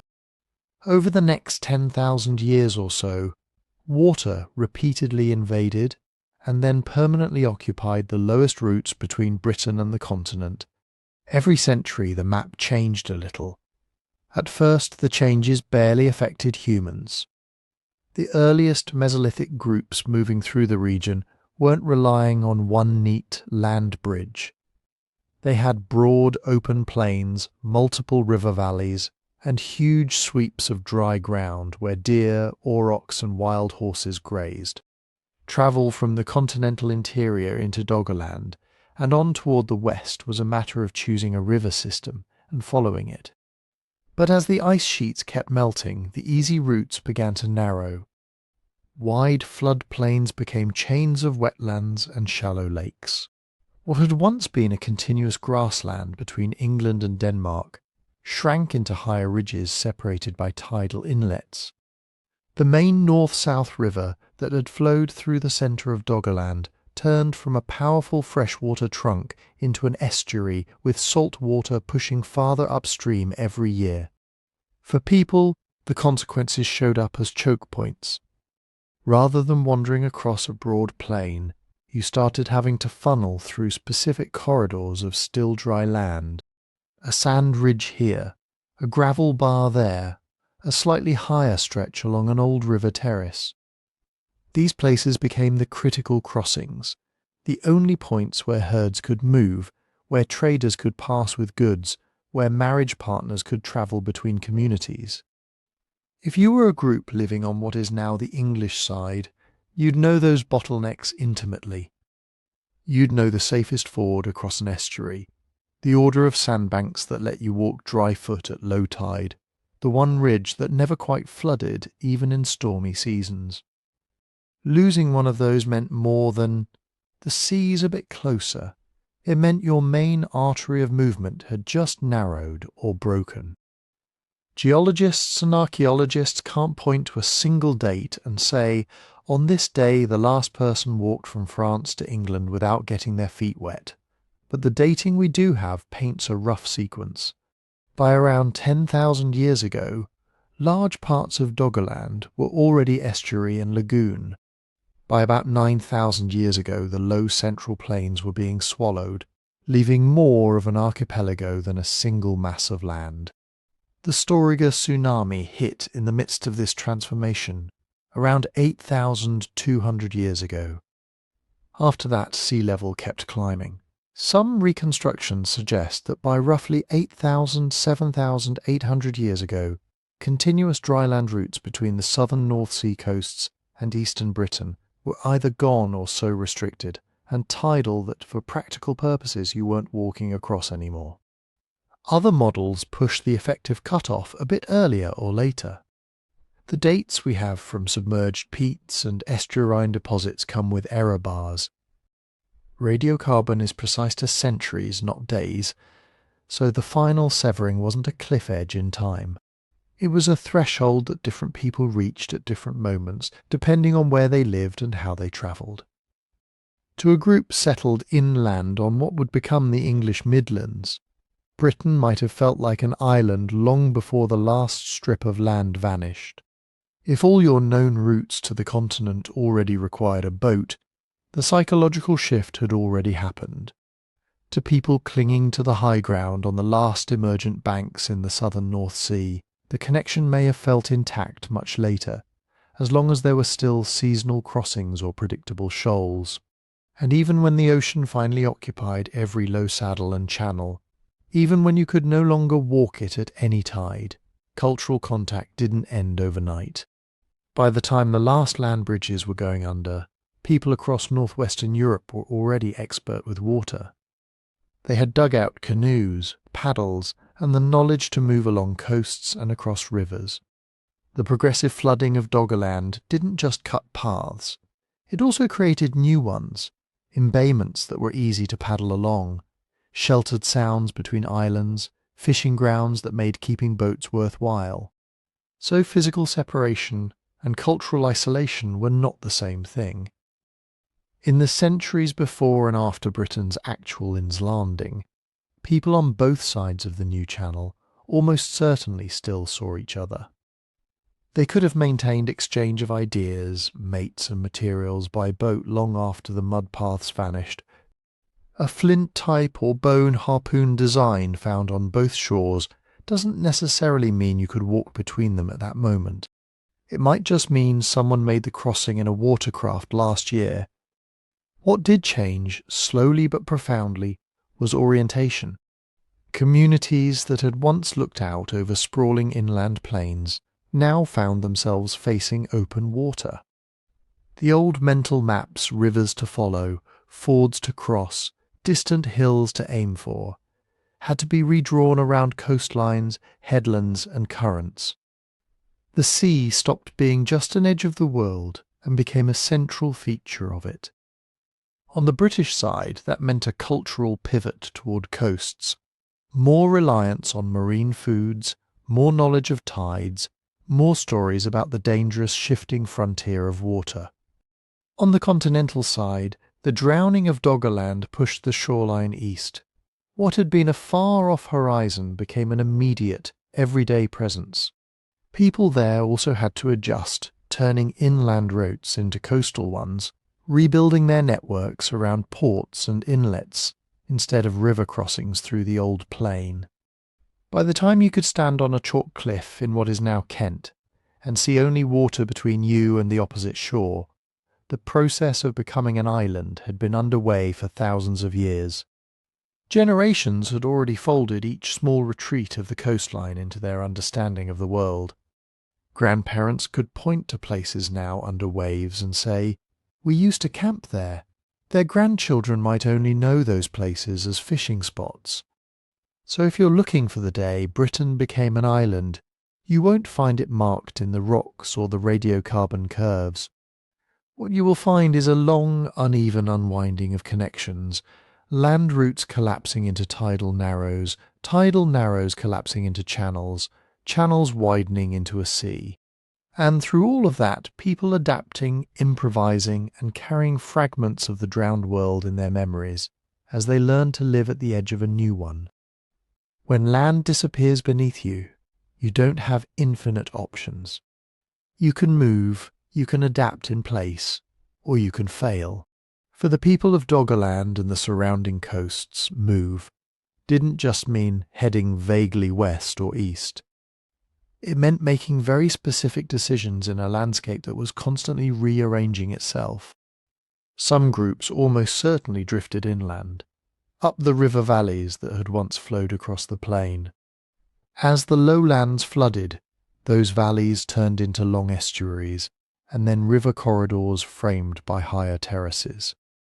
If you were already used to hunting along those rivers, following the water upstream into what's now the English interior or the Dutch and German lowlands would have been the least disruptive choice. Same herds, similar vegetation, just shifting the camp a bit farther from the encroaching tide each generation. Others probably did the opposite. Instead of retreating from the new coasts, they leaned into them. As marsh turned to tidal flat and then to shallow bay, those edges became rich feeding grounds, shellfish beds, migrating fish, seals hauling out, birds gorging on the same resources you were. Archaeological sites along the later Mesolithic coasts of Britain and the continent show exactly that kind of intensification. You start to see dense shell middens, specialized fishing gear, harpoons and barbed points optimized for marine animals. That's not the toolkit of people accidentally stranded by the sea. That's the toolkit of people who have reorganized their lives around it. Between those poles moving inland and embracing the coast were a lot of hybrid strategies. Communities could split. Part of a group might stay anchored to traditional territories on the last remaining high spots, continuing to hunt in nearby woods and wetlands. Another part might become increasingly mobile, operating as a kind of seasonal foraging arm that ranged along the new shorelines, bringing back dried fish, seal fat, and information about where the water was rising fastest. As paths flooded, transport routes had to be reinvented. Overland trails that once ran straight across the North Sea basin broke into segments, from one headland to the next, then from that headland to an island, then to the opposite shore. Dugout canoes that had once been handy for crossing rivers or lakes became essential for connecting entire regions. A channel that would have been an obstacle 1,000 years earlier turned into a highway if you had the right boat and the right knowledge of currents and winds. That kind of shift also encourages alliances. If the only safe crossing is at a particular bay, and one group controls that bay, your relationship with them suddenly becomes vital. Marriage arrangements might have been renegotiated around water skills, joining your kin to people who could navigate, who knew the shoals, who had access to good timber for boats. Trade networks that once moved flint or amber overland now braided along coasts and estuaries, hopping from camp to camp like a chain of island ports. At the same time, rising water is a powerful force for fragmentation. Imagine a broad, dry region that once hosted a loose network of bands, groups that met seasonally, exchanged mates, shared stories and tools. As the lowest ground drowns, that single social field can fracture into several. A ridge that used to be a meeting place becomes a peninsula, then an island, then disappears. A river ford that linked two marriage pools goes under, and suddenly it's much harder to maintain those ties. Genetically and culturally, that matters. When it becomes more expensive in time, risk or energy to keep visiting distant allies, groups tend to marry more within a smaller circle. Tool styles start to drift. You might see one style of microlith or harpoon head dominating on the British side of the new channel, and a slightly different variant on the continental side. To archaeologists, those subtle changes in stone and bone become one of the main signals that old networks are being redrawn. We can actually watch some of this play out in the record, even if the details are blurred. Site distributions shift uphill and inland over time. Habitation sites that were once on riverbanks end up stranded on now dry terraces as the main channels migrate and widen. The density of coastal sites increases in certain periods, hinting at populations clustering along newly productive shorelines. Tool assemblages show changing resource focus, more gear for catching fish and marine mammals, slightly less emphasis on heavy hunting weapons for big land animals in some regions. None of this was uniform. Some communities may have abandoned the sinking lowlands early, treating the first big floods as a clear warning to head for more stable ground. Others might have hung on to the last, moving camp a few hundred meters upslope, whenever a familiar spot became too soggy or too vulnerable to storms. For people on the highest parts of what is now Dogger Bank, the end might have come as a series of bad seasons rather than a single catastrophe. Salt creeping into freshwater pools, storms chewing away at campsites, hunting grounds being cut off one by one. And threading through all of this is something we can only glimpse indirectly: emotion. Archaeology can't tell us what it felt like to watch a favourite hill become an island, or to stand on a new headland and look out over water that covered the place your grandparents spoke about. But we know from modern small-scale societies that people attach stories, names and meaning to particular rocks, trees and shorelines. It's hard to imagine that Doggerland's inhabitants were any different.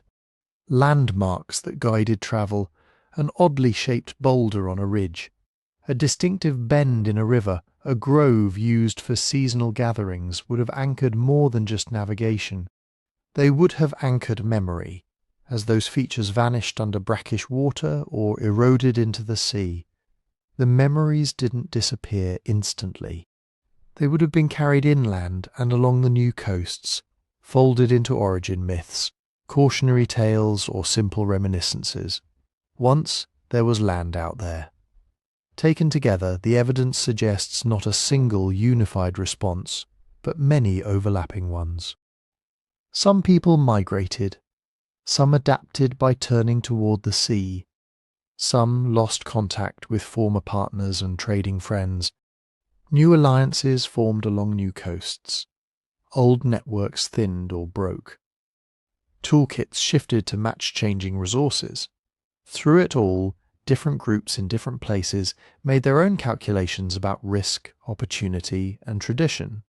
In the end, what vanished was not just land, but a particular way of being connected across that land.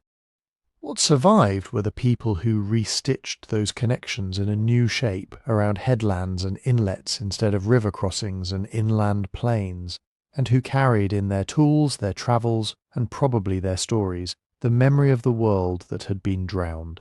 So if people carried the memory of that drowned world in their stories, how far could those stories really travel in time? When we talk about remembering Doggerland, we're not imagining someone in the Middle Ages pulling out a detailed map and saying, right here, under the North Sea, is where Grandma's camp used to be. Human memory doesn't work like a GPS archive. Memory here means something different. It means oral tradition, stories told and retold around fires, during walks, at rites of passage. It means mythic motifs, recurring images of floods, lost lands, walking where you can no longer walk. It means cultural stories that encode practical lessons where not to build, which signs in the landscape spell danger, even when nobody alive has seen the original event. The question is, could a Mesolithic family watching their hunting grounds drown have started a story that, in some mutated form, was still being told thousands of years later on some distant coast? That's a controversial question, and it lives on one hard problem: time depth. We know oral traditions can survive in some Aboriginal Australian communities.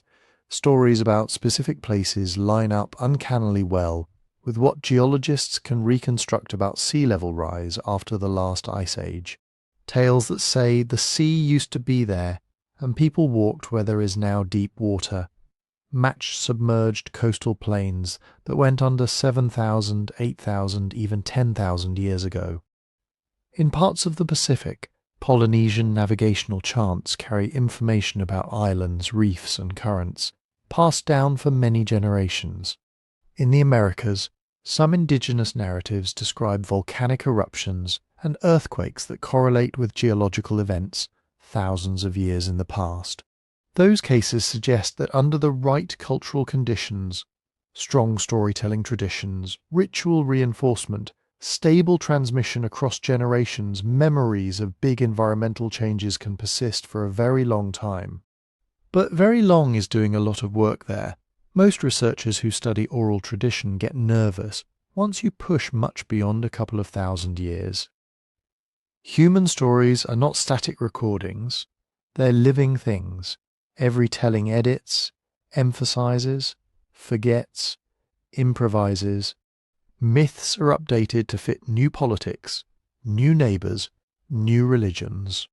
Details drift, merge, or get re-anchored to more recent events. Over thousands of years, a narrative about one specific drowned valley can blur into a more generic Great Flood, pasted onto whatever river or bay the current storytellers know best. That's the methodological trap with Doggerland. Europe has plenty of legends about sunken lands and cities. The Welsh have Cantra Gwaelod, a rich lowland supposedly swallowed by the sea in Cardigan Bay when someone forgot to close the floodgates.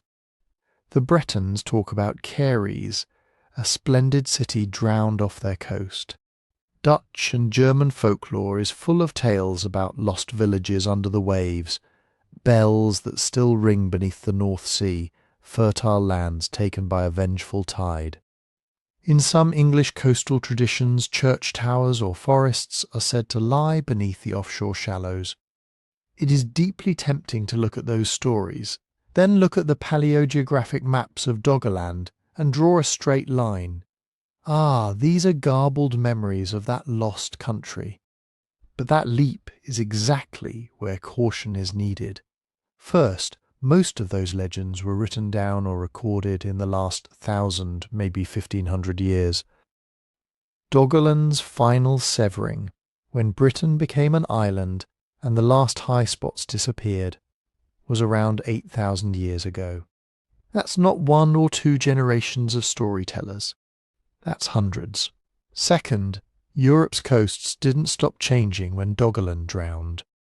There were later storm surges, medieval floods, catastrophic breaches of sea walls, islands eroding away within historical time. People in the Netherlands, Germany and eastern England have watched land disappear within a few lifetimes. Folklore about sunken churches or lost fields can easily be anchored to those much more recent, directly witnessed losses. Third, flood myths show up all over the world, including in places that never had anything like Doggerland. Sudden inundation is a recurring human experience. Rivers overtop, lakes burst, tsunamis arrive. So the broad motif of the sea took our land doesn't by itself point to any particular drowned plain. So where does that leave the idea that humans remembered Doggerland? Some scholars argue that certain northwestern European flood legends might be extremely deep time echoes of post-glacial sea level rise, carefully maintained within specific cultural lineages and only later adapted into Christian or medieval frameworks. Others are more sceptical, seeing in those tales a patchwork of local historical floods, moralizing stories about sin and punishment, and imported biblical flood motifs repainted onto familiar coasts. What we can say is this: it is entirely plausible that the emotional shock of losing Lowlands to the sea left a long cultural imprint. People who had internalized, generation after generation, the sea can move. The sea can take may have passed along a general wariness of the shoreline, a sense that land itself is not permanent. That attitude can survive even when the specific memory of Doggerland is gone. In that sense, Doggerland might live on, not as a crisp remembered map, but as a faint afterimage in the way some European coastal cultures talk about the sea as something that gives and takes capriciously, something that once reached farther out or farther in than it does today. But turning that broad possibility into a concrete claim, this legend is about Doggerland, is where we hit the limits of inference. We don't have a continuous, datable chain of oral tradition running unbroken from Mesolithic Doggerland to any modern community. We have scattered stories recorded relatively recently in cultures that have been through waves of migration, conquest, and religious change. So the honest answer is a frustrating one. Could humans remember Doggerland? Possibly at a mythic, thematic level. Could any specific surviving legend be conclusively tied back to that drowned landscape? With the evidence we have now, no. That doesn't mean the question isn't worth asking. It just means we have to keep two things separate in our minds: the compelling imaginative picture of ancient memories rippling down the millennia, and the hard archaeological and textual data that can actually be tested. Holding both at once, curiosity and skepticism, is part of the work. Because while memories of Doggerland may have faded into story, the land itself hasn't vanished completely. With the right tools, we can still map it. So how do you map a place you can't see, can't walk, and can't ever visit dry-shod again? You start by cheating. You don't try to find one perfect map. You build hundreds of imperfect ones. Researchers don't sit down and sketch Doggerland from imagination. They assemble it, layer by layer, from different kinds of evidence that each tell a tiny biased part of the story. The deepest layer is the shape of the seafloor itself. Modern echo sounders and multi-beam sonar sweep the North Sea with sound, measuring how long the echoes take to bounce back. Stitch that data together and you get a high-resolution model of the present seabed. Ridges, hollows, banks, channels. It's not Doggerland, but it's the starting canvas. On top of that comes seismic data. Oil and gas companies have spent decades firing controlled sound waves into the subsurface and recording the reflections. Those reflections reveal buried layers of sand, clay, peat, old river channels, fossil landscapes entombed under later sediments. When geophysicists process and interpret those signals, they can trace ancient valleys cut by rivers like the Shotten or the Tunnel Valley systems, see where shorelines once ran, pick out drowned lake basins and estuaries. Then come the point samples, cores and grabs. Ships drop long hollow tubes into the seabed, pull up columns of mud and sand, and slice them open. Inside you might find peat full of pollen from birch and hazel, or shells from species that only live in shallow brackish water, or clay rich in microscopic marine plankton. Radiocarbon dating pins those layers to rough calendar ages. Pollen tells you what was growing on the land. Diatoms and foraminifera, tiny shelled organisms, tell you whether a spot was fresh water, estuary, or open sea at a given time.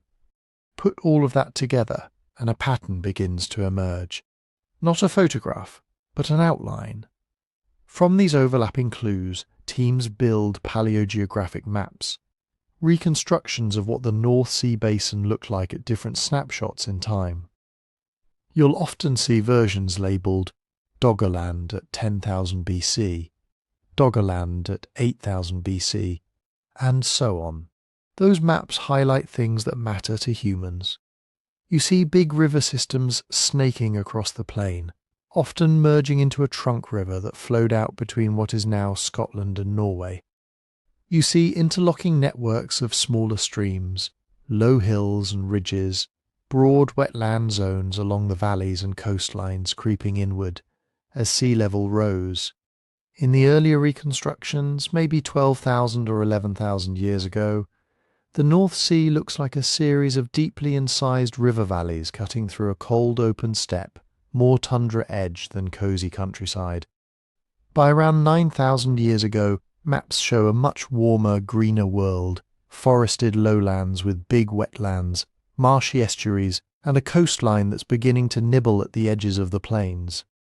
Some reconstructions zoom in on particular regions, like the valleys south of Doggerbank, with enough detail to sketch probable islands, peninsulas, and lake chains. Others stay broad brush, shading whole swaths as low wetland or higher ground, without pretending to know every contour. And that's the crucial thing most people don't notice when they see these images online or in documentaries: resolution. In some areas, like parts of Dogger Bank or the Central Channel systems, the data density is incredible. Decades of commercial surveys mean we have fine-grained seismic and bathymetric coverage at scales of tens of meters. There, ridges and channels on the map are tracing real features with high confidence.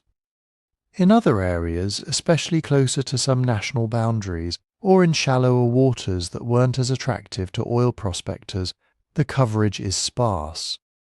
There might be a handful of old seismic lines crossing a wide gap, A few cores dated to broad ranges, and that's it. In those patches, the nice smooth shoreline on the map is essentially an educated guess, interpolating between the few points we do have. Good scientific maps try to be honest about this. They might use different shading or hatching to show higher and lower confidence regions. Coastlines might be drawn as thick bands instead of razor-sharp lines, signalling that the real shoreline could have wandered anywhere inside that strip at that particular time slice. Sometimes researchers publish multiple versions.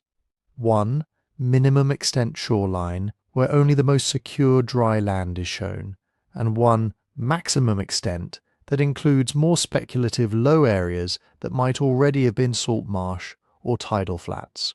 In the technical papers, you'll often see phrases like competing shoreline models. That's code for if we slightly tweak assumptions about ice melt, local land uplift or subsidence, or the timing of meltwater pulses from collapsing ice sheets, the water's edge moves by tens of kilometers. The basic story, big lowland, plain, major rivers, gradual drowning stays the same. The details, exactly where that bay cut in, exactly when that valley flooded, can change. And they do change.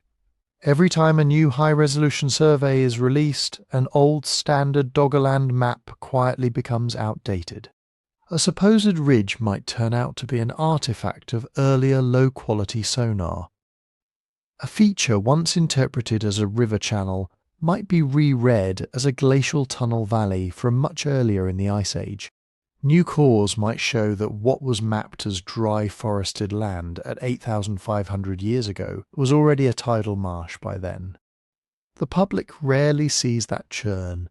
A single colourful reconstruction gets widely shared, printed in textbooks, turned into 3D fly-through animations, and begins to feel definitive. This is what Doggerland looked like. The uncertainty bars vanish somewhere between the technical report and the infographic. But in reality, every Doggerland map you've ever seen is a hypothesis dressed as a landscape. A well-informed, carefully constructed hypothesis, but still a proposal that future data can and will revise. That doesn't make the maps useless. It makes them powerful. They're not the final word. They're working models that let archaeologists say, if this valley was still dry at this time, people could have moved this way, or this shoreline would have been rich in fish and shellfish, and then go look for evidence to test those ideas. In that sense, mapping the invisible isn't about resurrecting a lost country with absolute precision. It's about narrowing the gap between what we can't see and what we can reasonably infer, until the ancient plain under the North Sea is no longer just a blank blue patch on the atlas, but a living, changing landscape we can start to think about in human terms. Doggerland maps are great for imagination. They tell you where rivers probably ran, where lakes probably sat, where shorelines probably crept in. But if you're an archaeologist, at some point you have to stop pointing at a model and actually ask, where are the people? And that's where everything gets ugly. On land, sites can survive for thousands of years in ways that are at least faintly merciful. A campsite might be buried by a flood layer sealed under silt, then protected by a soil horizon. Erosion can destroy plenty, but you still stand a chance of finding a hearth, a cluster of stone tools, an arrangement of post holes. On the seafloor, Doggerland has been through a blender. First, there was the drowning itself. As sea level rose, waves bit into the new coasts. Beaches migrated inland. Storms chewed away at bluffs, cut new inlets, ripped up soils and peat, and hurled them offshore. Anything near the late Mesolithic shoreline was living inside an active erosion zone for centuries, maybe millennia. Think of hearths being undercut by waves, pits collapsing, bones and tools washing down slope. Then, after the plain was fully drowned, the sea kept working. Tidal currents scour channels in some places, stripping away sediments and planing off what's left. In other places, fine mud and sand settle slowly, building blankets that can be meters thick. One site might be ground down to bedrock, another, a few hundred meters away, might be buried and preserved like a time capsule under a protective cover of silt. Add modern fishing to the mix and whatever was left gets another round of punishment. Heavy beam trawls and tickler chains dragged across the bottom don't just catch fish. They rake the seabed, plough shallow furrows, and sometimes rip up peat blocks that once were ancient land surfaces. That's why so many Mesolithic bones and tools show up in fishermen's nets. Those artifacts have already been ripped out of their original context, tumbled around and redeposited who knows where. So when you look at a pretty paleontological map and say, there was probably a nice lakeshore camp right there, the uncomfortable reality is that camp might now be a smeared scatter of broken flints and teeth spread over tens of meters, or it might have been erased entirely, or it might be perfectly preserved under 3 meters of featureless grey mud. Even if it's preserved, finding it is another problem. Underwater archaeology is brutally constrained compared to land work. Visibility can be a few meters on a good day, a few tens of centimeters on a bad one. Currents in the North Sea are strong and unpredictable. Divers are limited by depth, cold, decompression schedules, and sheer human endurance. You don't stroll around with a trowel and a notebook. You drop into a small, carefully chosen patch of seafloor for a brief window and try to make every second count. And it's not cheap. A single day of ship time with the gear you need, multi-beam sonar, sub-bottom profilers, remotely operated vehicles, coring equipment, can cost as much as an entire small land excavation season. Weather shuts you down. Military zones or shipping lanes restrict access. There are only so many calm days each year when you can safely send divers or delicate instruments over the side. That's why nobody is surveying Doggerland in the casual sense. They're surgically sampling minuscule parts of it. To make that surgical sampling work, archaeologists lean hard on the models you've just seen. Predictive modelling takes all those paleogeographic reconstructions, ancient rivers, shorelines, wetlands, and overlays what we know about how Mesolithic people used landscapes on land. On dry ground, early Holocene hunter-gatherers show a strong bias. They like ecotones, the edges between environments. Lake margins, river terraces, estuary fringes, low passes between watersheds. Those are the places where resources concentrate and movement is easy. So researchers feed the seafloor data and reconstructed topography into geographic information systems and ask questions like, where would those edge zones have been at 9,000 years ago? How close are they to raw materials like flint? How easily could people move between them? That produces high potential zones, elongated belts along fossil riverbanks, lobes around drowned lake basins, strips along ancient coasts. Then comes remote sensing. Instead of divers fumbling around blind, you tow instruments that can see through the mud. Sub-bottom profilers send sound pulses into the sediment and pick up reflections from buried layers. Side-scan sonar creates textured images of the surface. Magnetometers can pick up anomalies from ferrous objects or hearthstones. In some cases, high-resolution 3D seismic data can even show peat layers and cut and fill structures where old channels were infilled. You scan, you look for anomalies, a sharp change in sediment type, a buried terrace edge, a peat lens that might be a former bog. Only after that do you commit to coring or a targeted diving campaign. And when you do get down there, you usually don't find a site in the way most people imagine. No neat ring of huts, no perfectly preserved village street.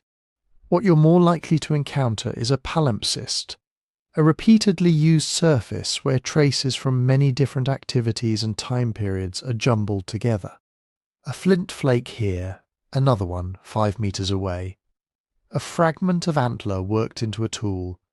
Charcoal in a thin smear, maybe from a fire that was lit on a windy day and quickly abandoned. A few butchered animal bones. Later, a different group passes through, drops another handful of flakes, leaves another bone. Over centuries, it all builds up into a thin, messy archaeological fog. On land, you can sometimes peel those layers apart with careful excavation. Underwater, with low visibility, limited access, and disturbed sediments, the palimpsest effect is even worse. Tidal currents have had thousands of years to shuffle surface material around. Bioturbation, worms, burrowing animals mix layers. A single trawl pass can smear everything again. So the way you work has to change. Best practice underwater is less about grand trenches and more about precision sampling and meticulous recording. Every core is logged, described, photographed, and GPS fixed to within a few meters. Every artifact's depth and sediment context are documented immediately because you may never get back to that exact spot in identical conditions. Conservation becomes a whole discipline of its own. Organic material that's been waterlogged for millennia can begin to disintegrate the moment it hits air. Wood shrinks and cracks as it dries. Bone and antler can flake apart. So there are protocols. Keep things submerged in controlled water until they can be stabilized. Use chemical consolidants or slow-drying regimes. Bring conservators into the project from the very beginning rather than as an afterthought. And nobody does this alone. Modern underwater work on Doggerland is inherently interdisciplinary. Marine geophysicists interpret the seismic lines. Sedimentologists read the cores. Paleoecologists analyze pollen, plant macrofossils, and microfauna to reconstruct local environments. Archaeologists interpret the human angle. GIS specialists integrate it all into coherent spatial models. Each specialty has its own jargon, its own uncertainties, its own ways data can lie.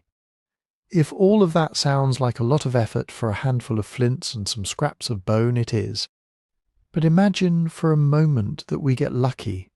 Not just another loose find in a trawl net, not a few artifacts in reworked sediment, but a major intact in situ site. A preserved Mesolithic lakeshore with hearths still in place. Post holes outlining a structure. Concentrations of tools that reflect specific activities, hide working here, fishing gear repair there. Maybe even wooden platforms or fish weirs preserved in anaerobic mud. A site like that, securely dated and tied into the reconstructed landscape, would change the Doggerland story overnight. It would anchor all those models in lived reality. We'd see how people actually organised their camps in that environment, what they were eating, how intensively they used particular spots. We could compare it directly with contemporaneous sites on now dry land and ask whether Doggerland lifeways were typical, specialised, or something in between. It would also act as a calibration point. If a big, complex camp sits on a particular kind of terrace edge in a particular kind of valley at a known date, then similar features elsewhere in the submerged landscape become much stronger candidates for further work. One discovery could ripple out through the predictive models and reshuffle our priorities across thousands of square kilometres. Until that happens, underwater archaeology in Doggerland lives with a strange combination of frustration and promise. The maps tell us where to look. The seabed keeps most of its secrets. To understand where those secrets might be hiding, you have to zoom back out and look at one particular piece of the drowned world, Dogger Bank. If you drained the North Sea tomorrow, Dogger Bank would jump out at you immediately. It's a huge, shallow plateau in the middle of the basin, like a submerged tabletop. While much of the surrounding seafloor drops to 60, 80, even over 100 metres, Dogger Bank sits up at 15 to 40 metres below modern sea level, with broad, gently sloping shoulders. That topography matters for two reasons. First, it's one of the last bits of Doggerland to go under. When the lower plains were already salt marsh and tidal flats, Doggerbank was still dry land, a rolling upland with its own hills, wetlands and river systems. If you're looking for the final chapters of Doggerland's human story, this is where a lot of them probably played out. Second, that shallow plateau is now right in the crosshairs of everything the modern North Sea does. Waves break harder there, tidal currents accelerate over the rise, sand moves a lot. When people talk about Dogger Bank as a sandbank, they mean it literally. The surface today is dominated by mobile sands, dunes and ridges that migrate under the push of tides and storms. Some of those sand waves are several meters high and can walk across the plateau over decades or centuries. From an archaeological point of view, that mobility cuts both ways. On the one hand, moving sand is an eraser. Those migrating dunes can scour down into older deposits, strip off peat, plane away soil horizons, and scatter whatever was sitting in or on them. A Mesolithic campsite that once sat on a low rise could have been bitten off grain by grain and fed into the surrounding sea. On the other hand, sand is also a blanket. In places where currents slow just enough, it drapes over older surfaces instead of destroying them. Buried under a metre or two of sand, an ancient soil or peat layer can sit quietly in the dark, protected from oxygen, modern biology, and the worst of the mechanical damage. This is why geophysicists get excited about Dogger Bank. When you look through the sand with seismic and sub-bottom instruments, you start to see a more complicated story. Lenses and sheets of peat, former channels cut into older surfaces, buried shorelines and floodplains. Those peat layers are gold. Peat is basically semi-fossilized wetland, compacted plant material from bogs and marshes that grew when Dogger Bank was still above water. In core samples, they show up as dark, fibrous bands between lighter marine sands. Radiocarbon dating can pin their age. Pollen grains, seeds, tiny bits of wood and insect remains tell you what kinds of plants were growing, what the local environment looked like, how wet or dry it was.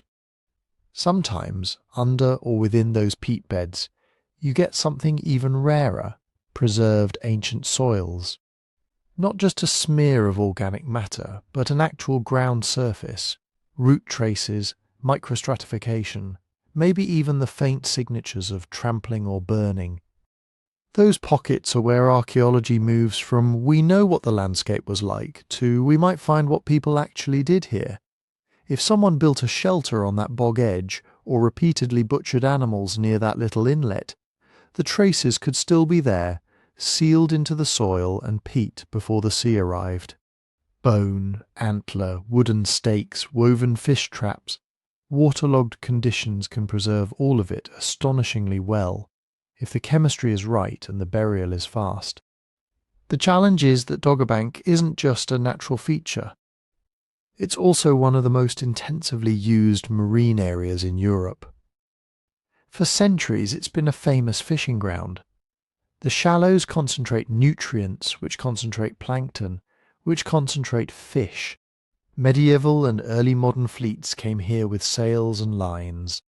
Today it's crossed by industrial trawlers dragging heavy gear, and by shipping lanes carrying everything from container ships to tankers.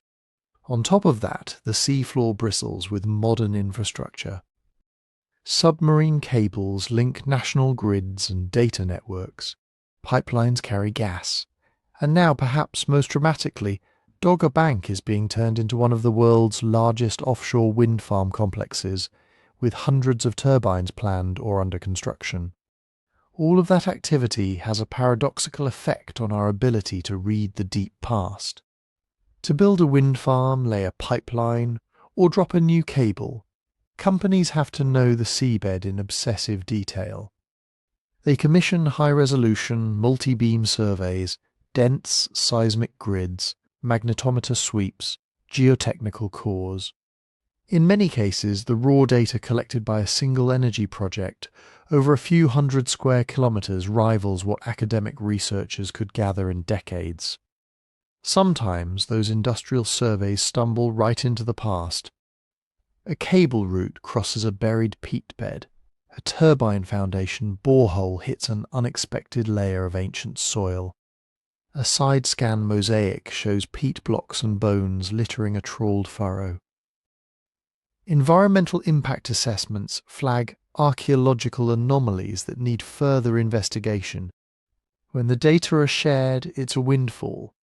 Archaeologists can piggyback on the surveys, reinterpret geophysical lines with a cultural lens, and identify high-potential zones without having to pay for all the ship time themselves.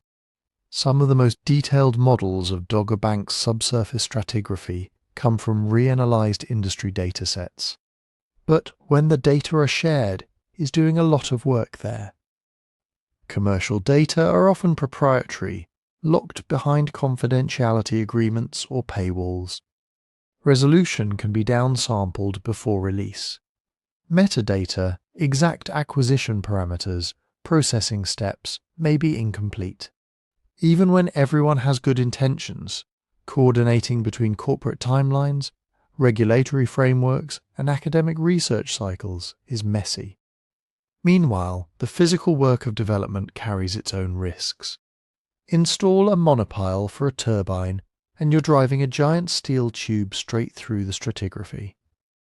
Every trench dug for a cable slices across buried landscapes. Each pass of heavy fishing gear can churn up another set of artifacts and scatter them in ways that make careful interpretation almost impossible. So Dogger Bank today sits at a strange intersection. It's a prime ecological zone, a major economic asset, and one of the best natural archives of the late stages of Doggerland's history. The very activities that threaten its submerged heritage are also generating the detailed maps and cores that let us find that heritage in the first place. The question isn't whether we use the plateau. That decision was made generations ago. The question is whether we can learn to treat its deep past as part of what needs managing. Not an optional extra, but a layer of value lying just beneath the sand waves, as real as the fish stocks or the wind resource. Because somewhere under those mobile dunes and turbine arrays, there are still places where Doggerland hasn't quite let go. If you want to know who walked across those buried soils, you can't just stare at peat and sand forever. At some point, the question becomes painfully simple. Whose footprints were those? This is where DNA tries to help, and also where it immediately lets us down. Over the last 2 decades, ancient DNA has taken European prehistory and run it through a blender. For a long time, archaeologists told the story mostly with pots, tools, and bones. You had cultures with names like Gravettian, Magdalenian, Mesolithic, Neolithic, Bell Beaker. They rose, they spread, they faded. The usual way to imagine it was as a kind of cultural relay race, new ideas moving from group to group, but the people themselves staying more or less put. Then geneticists started pulling fragments of DNA out of ancient skeletons. Not just 1 or 2, but hundreds, then thousands. The tidy relay race story shattered. What the genomes showed instead was waves, big ones. Ice Age hunter-gatherers in Western Europe turn out to be genetically distinct from their contemporaries further east. After the last glacial maximum, new groups expand out of southern refuges and replace or absorb earlier populations. Neolithic farmers arrive from Anatolia and sweep across Europe, bringing crops, animals, and a very different genetic profile. Later still, steppe-related pastoralists spill in from the east, leaving their mark from the North Sea to India. The lesson is brutal and clear. The people living in a place at one time are often not the direct, unmixed descendants of the people who lived there before. Populations move, they mix, they get replaced, they come back. So where does Doggerland fit into this genetic kaleidoscope? We don't have DNA from Doggerland itself. No human bones securely excavated from a submerged campsite. No teeth pulled from a peat-sealed grave. Everything is indirect. We're peering in from the shore. What we do have are genomes from sites that would have been Doggerland adjacent. Mesolithic hunter-gatherers in Britain, Belgium, the Netherlands, northern Germany, Denmark, southern Scandinavia. People who lived on the uplands and river valleys just beyond the edges of the drowned plain, or on what became its islands as the sea rose. Genetically, those early Holocene hunter-gatherers in northwest Europe look surprisingly cohesive. Individuals from western Britain and the Rhine-Meuse region share ancestry with each other and with earlier groups that recolonized Europe after the ice retreated. They also tie back more distantly to refuges in the southwest, like Iberia. In other words, when you imagine the people of Doggerland, you're not imagining some isolated, unique tribe that evolved separately under the North Sea.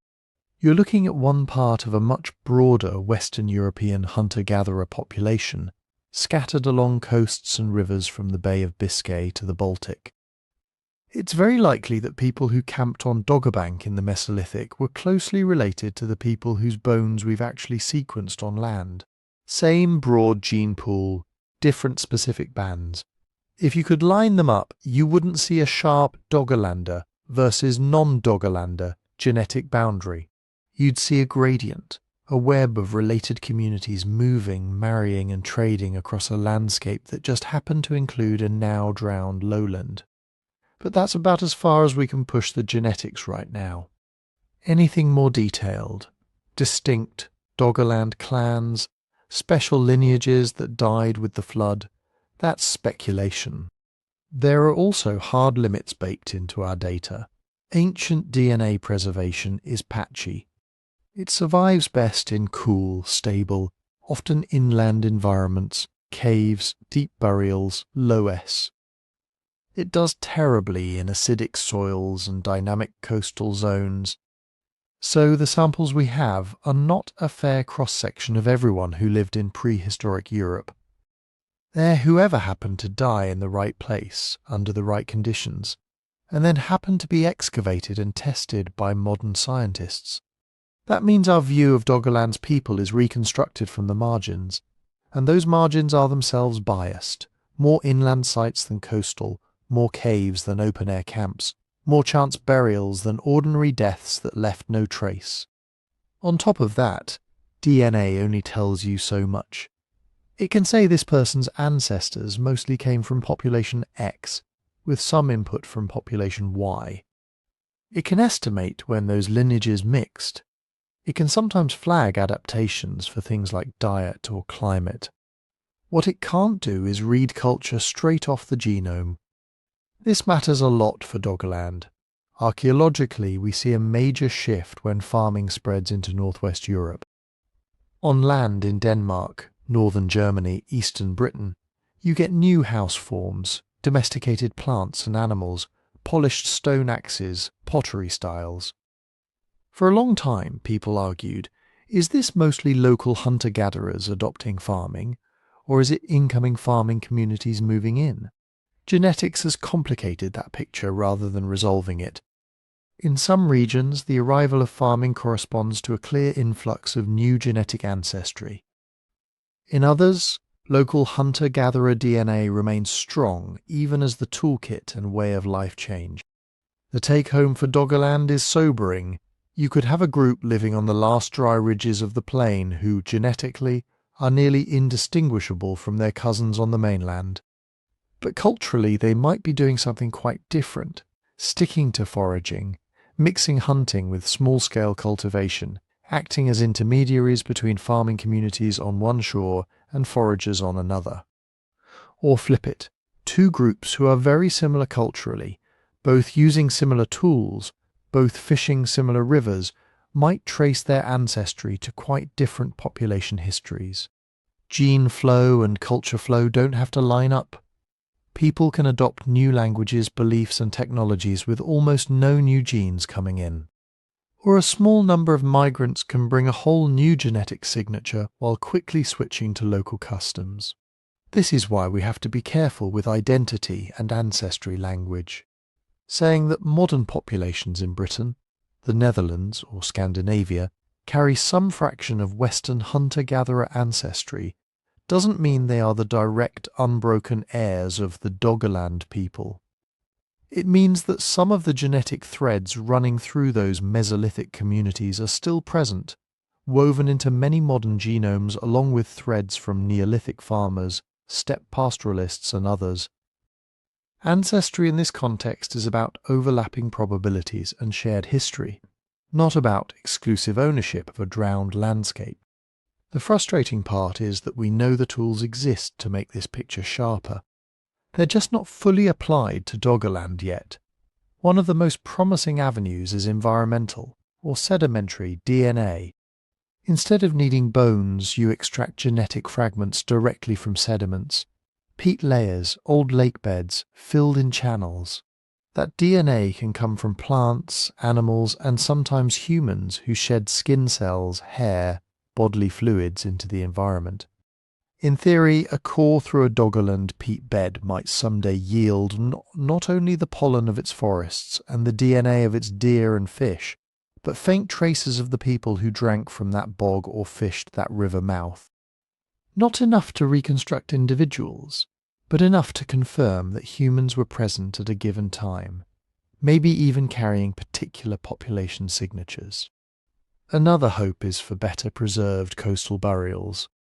As survey coverage improves and targeted underwater excavations increase, the odds go up that someone will find a Mesolithic grave at the edge of an old lagoon or river terrace, sealed under silt and peat. In the right conditions, cold, anoxic, quickly buried bones can retain usable DNA for thousands of years, even in wet settings. A single well-dated, well-contextualized individual from the heart of the former plain would be a revelation. It could tie the genetic story directly to the drowned landscape, rather than forcing us to infer everything from the edges. Until that happens, we're in an odd position. The genetics has shown us that Doggerland wasn't a mysterious outlier, but a node in a larger web of post-glacial populations. It has reminded us that those populations were dynamic, mobile, and often replaced or absorbed over time. It has warned us not to equate pots with people or genes with culture. But it has also drawn a line we can't yet cross. The genomes we really want, the ones from the people who watched their lowlands sink and decided whether to move, adapt, or stay, are still under the waves, locked in sediments we're only beginning to read. To understand how those genetic threads wove into later stories, you have to go back to the moment when the land bridge finally failed, and the last paths across the North Sea went under for good. Before we follow those last paths underwater, there's one more thing we need to clear up. Because once you say lost land under the North Sea, the internet hears Atlantis. Doggerland was not Atlantis. It wasn't a shining marble city with crystal towers and advanced technology. It wasn't a single kingdom ruled by a philosopher king who angered the gods. It wasn't even a country in any political sense we'd recognise. It was lowland, muddy, marshy, forested lowland, a patchwork of rivers, lakes, dunes, bogs, estuaries, a place where people camped and moved and fished and hunted. At its busiest, it was probably dotted with dozens, maybe hundreds, of small camps and seasonal sites. Think networks of families, not a capital city, and it absolutely did not vanish in one night.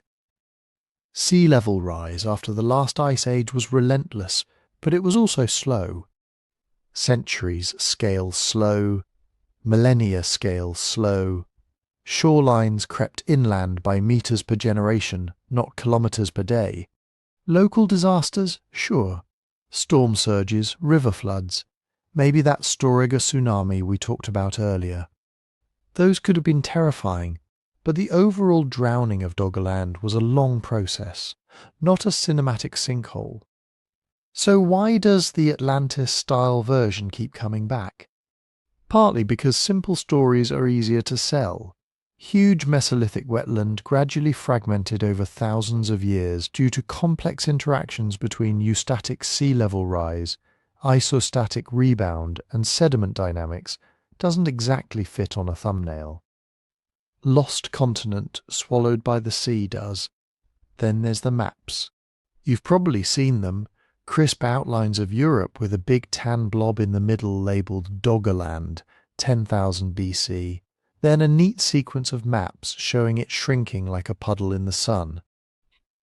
Those maps aren't fake. They're based on real bathymetry, real seismic data, real reconstructions. But they're also models. They smooth over uncertainty. They pick particular time slices and draw clean coastlines where the actual reality would have been messier. Tidal flats, salt marshes, shifting sandbars, seasonal inlets. The kind of landscape that refuses to play nice with tidy borders. Media visuals flatten that complexity into cartoons. One moment, solid land bridge. Next moment, blue. Cut to CGI wave crashing over panicked villagers. It feels satisfying. It gives you a beginning, middle, and end. The actual story is frustratingly in between. Long stretches of relative stability. Localized flooding. New wetlands forming even as old ones are lost. People adapting, moving camps upslope. Treating what we see as a disaster as just life on a changing coast. This is where it helps to separate two things that often get blurred: scientific uncertainty and anything goes. Scientists are very open about what they don't know. Exact shorelines at a given year? Uncertain. Precise number of people living on the plain? Uncertain. Whether a specific myth in a later culture preserves a specific Doggerland flood event? Deeply uncertain. But those uncertainties sit inside a framework that's actually very well constrained. We know from global sea level curves roughly how high the ocean was at different times.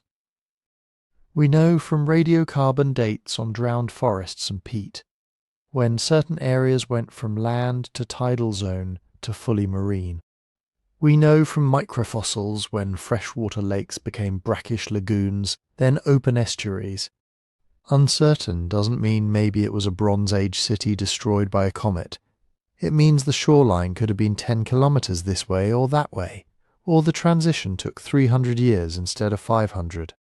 So how do you, as someone scrolling through dramatic claims online, tell what's plausible? A quick toolkit. First, dates. If someone is talking about Doggerland sinking around 2000 BC or in Roman times, be suspicious. The main drowning happened between roughly 9000 and 6000 BCE, with Doggerbank as an island hanging on a bit longer. Anything much later is probably mixing Doggerland up with completely different coastal changes. Second, methods. Trust claims that point to actual data. Seismic surveys, bathymetric maps, radiocarbon dates, pollen diagrams, sediment cores, ancient DNA. Be wary of arguments that rely entirely on ancient texts, say, or this old map proves, without tying them to physical evidence under the sea. Third, red flags. Watch for big round population numbers. 1 million people lived there with no citation. Precise disaster days. On March 21st, 6157 BC, a megatsunami wiped it out. Secret knowledge framing. What archaeologists don't want you to know about Doggerland? One find inflating into a civilization. A single antler harpoon or hearth becomes proof of pyramids under the North Sea. If a video article or meme leans hard on drama and light on how we know, treat it as entertainment, not evidence. Because the real story doesn't need Atlantis-level embellishment. What makes Doggerland astonishing isn't that it was a forgotten super-civilization. It's that it was ordinary people, ordinary camps, ordinary rivers and lakes, all in a place that is now utterly alien to us, 30, 40, 60 metres below the waves. Somewhere under that grey, choppy water were berry patches kids argued over, good fishing spots people kept secret from rival bands, pathways worn by generations of feet moving between seasonal camps. The wonder is not a lost city of gold. It's a lived landscape erased so completely that we had to invent whole scientific disciplines just to prove it ever existed, to follow those last families as their paths finally narrowed to islands and then to boats. We have to leave the myths behind and watch what happens when a land bridge truly fails and an island is born. Doggerland is gone, but it's not just a curiosity of the past. It's also a kind of laboratory that ran for several thousand years, showing us what happens when shorelines won't sit still. If you zoom out far enough, it stops looking like a disaster and starts looking like a long-running negotiation between land, water, and people. From the moment ice sheets began to melt after the last glacial maximum, the fate of that low plain in the southern North Sea was sealed. It was never going to be permanent dry land. It was a temporary gift from the Ice Age, a bulge of sediment and rebounding crust that sea level would eventually reclaim. But eventually was stretched out over many, many lifetimes. If you'd been born on Doggerland at almost any random time between, say, 11,000 and 7,000 BCE, your world would have looked reasonably stable. The marshes you grew up in would still be there when you were old. The river you fished would still run to the distant horizon. Yes, maybe the tidal flats crept a little farther inland. Maybe a favourite camp got too soggy to use every spring. But the shoreline was something your grandparents remembered, not something that ripped your childhood away in one afternoon. Fast forward a few centuries, though, and the map has noticeably changed. A back channel that used to flood only in storms is now a permanent inlet. A low saddle between two river valleys is gone, turned into an estuary. Crossing routes that were once a day's walk now require a detour or a boat. Doggerland shows us that you can have very slow physical change and still get big cultural consequences. Because people don't live on meters of sea level rise per century. They live on paths to the next valley, on where the good reeds grow, on whether the salmon still come up the same channel. Nudge those things a little every generation, and over a few hundred years you forced entire networks of camps and kin groups to redraw their mental maps. That's resilience and displacement operating on the same landscape, at different speeds. On the one hand, communities on Doggerland were clearly resilient. They had options. You can shift a camp 500 metres upslope. You can move your winter base from the marsh edge to the dune ridge. You can learn to time your movements with tides instead of pretending the sea will behave. Archaeologists talk about coastal opportunists in this period, not coastal victims. People sought out estuaries, lagoons and wetlands because they were incredibly rich. Fish runs, shellfish beds, migratory birds, reeds for weaving, game on the ecotone between forest and open ground. A good estuary could feed a lot of people with relatively predictable effort. On the other hand, that same richness came with a built-in eviction notice. The very places that piled up food and raw materials were also the first places to be eaten by the sea. Wetlands thin out, tidal influence pushes upstream, freshwater ponds turn brackish. What was prime habitat for a few generations becomes marginal, then unlivable for your style of life. When we look at Doggerland in seismic data, we see that pattern frozen in mid-motion, drowned river valleys, truncated peat layers, former lakes now buried under marine sands.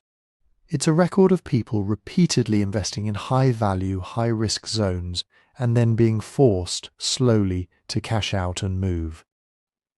You don't have to force a direct comparison to modern coasts for that to be interesting. Our world is not the Mesolithic. We live with cities, embankments, insurance markets, satellites tracking storm systems in real time. The speeds are different too. Modern sea level rise is fast on a geological scale, and the human population living within a few meters of today's shoreline is vastly larger than any Mesolithic population. But some of the underlying dynamics rhyme. Wetlands and deltas are still the jackpots of the coastal world. Think of the Nile, the Mekong, the Mississippi. Flat, fertile, rich in fish and birds and transport routes. They're magnets for people and infrastructure. They're also the first places to feel the squeeze of rising water, subsiding ground and shifting sediment. Doggerland was, in effect, a drowned delta plain on a continental shelf. It shows how intensely humans can use those zones and how deeply they can become woven into daily life before. Slowly they're priced out by the sea. It also reminds us that displacement doesn't always look like a single tragic march away from home. Often it's a chain of small decisions. Move the autumn camp a little farther inland this year. Shift your main fishing spot to a channel that's still fresh. Marry into a group whose territory lies just beyond the new marsh. Visit the old camp less often, until one day your grandchildren don't know the path. Over centuries, those micro-adjustments add up to large-scale population movements. They reshape who interacts with whom, which ideas and technologies travel where, which regions become crossroads and which become backwaters. The final cutting of the land bridge between Britain and the continent was just the last step in a long series of quiet reorientations. This is one reason coastal heritage matters so much as seas rise now. Doggerland's archaeology is underwater, but the logic applies on land. When a low-lying village is abandoned, you don't just lose buildings, you lose particular ways of knowing that place. The stories tied to that bend in the river, the tacit knowledge of when to plant to dodge the last frost on that exact slope, the sacred sites and burial grounds that anchored identity. In Doggerland's case, most of that intangible knowledge is gone. All we have are scattered artifacts and the faint outlines of lakes and channels to hint at how people once made sense of that drowned plain. Modern coasts sit at a different point in the timeline. We still have written records, oral traditions, historical maps, place names, archives. Preserving them, documenting coastal sites before they're lost, recording stories, excavating vulnerable areas carefully, isn't just about saving old stuff. It's about keeping a memory of how humans lived with changing water before the tideline jumps again. Doggerland doesn't hand us a neat moral about what we should do. It doesn't prove that retreat is inevitable, or that engineering is futile, or that everything will be fine if we just adapt like Mesolithic foragers. The scales, technologies and choices are too different. What it does give us is perspective. It shows that coasts are by nature restless. That people can be astonishingly flexible over generations, yet still hit limits. That the lushest, most attractive landscapes are sometimes the least permanent. And that once a lived coastal world is gone, it takes enormous effort and ingenuity even to prove it ever existed. With that in mind, we can turn back to the last families standing on the shrinking heights of Dogger Bank and the surrounding hills, and watch how they navigated the final step, from walking to wading to rowing, when their land bridge finally failed.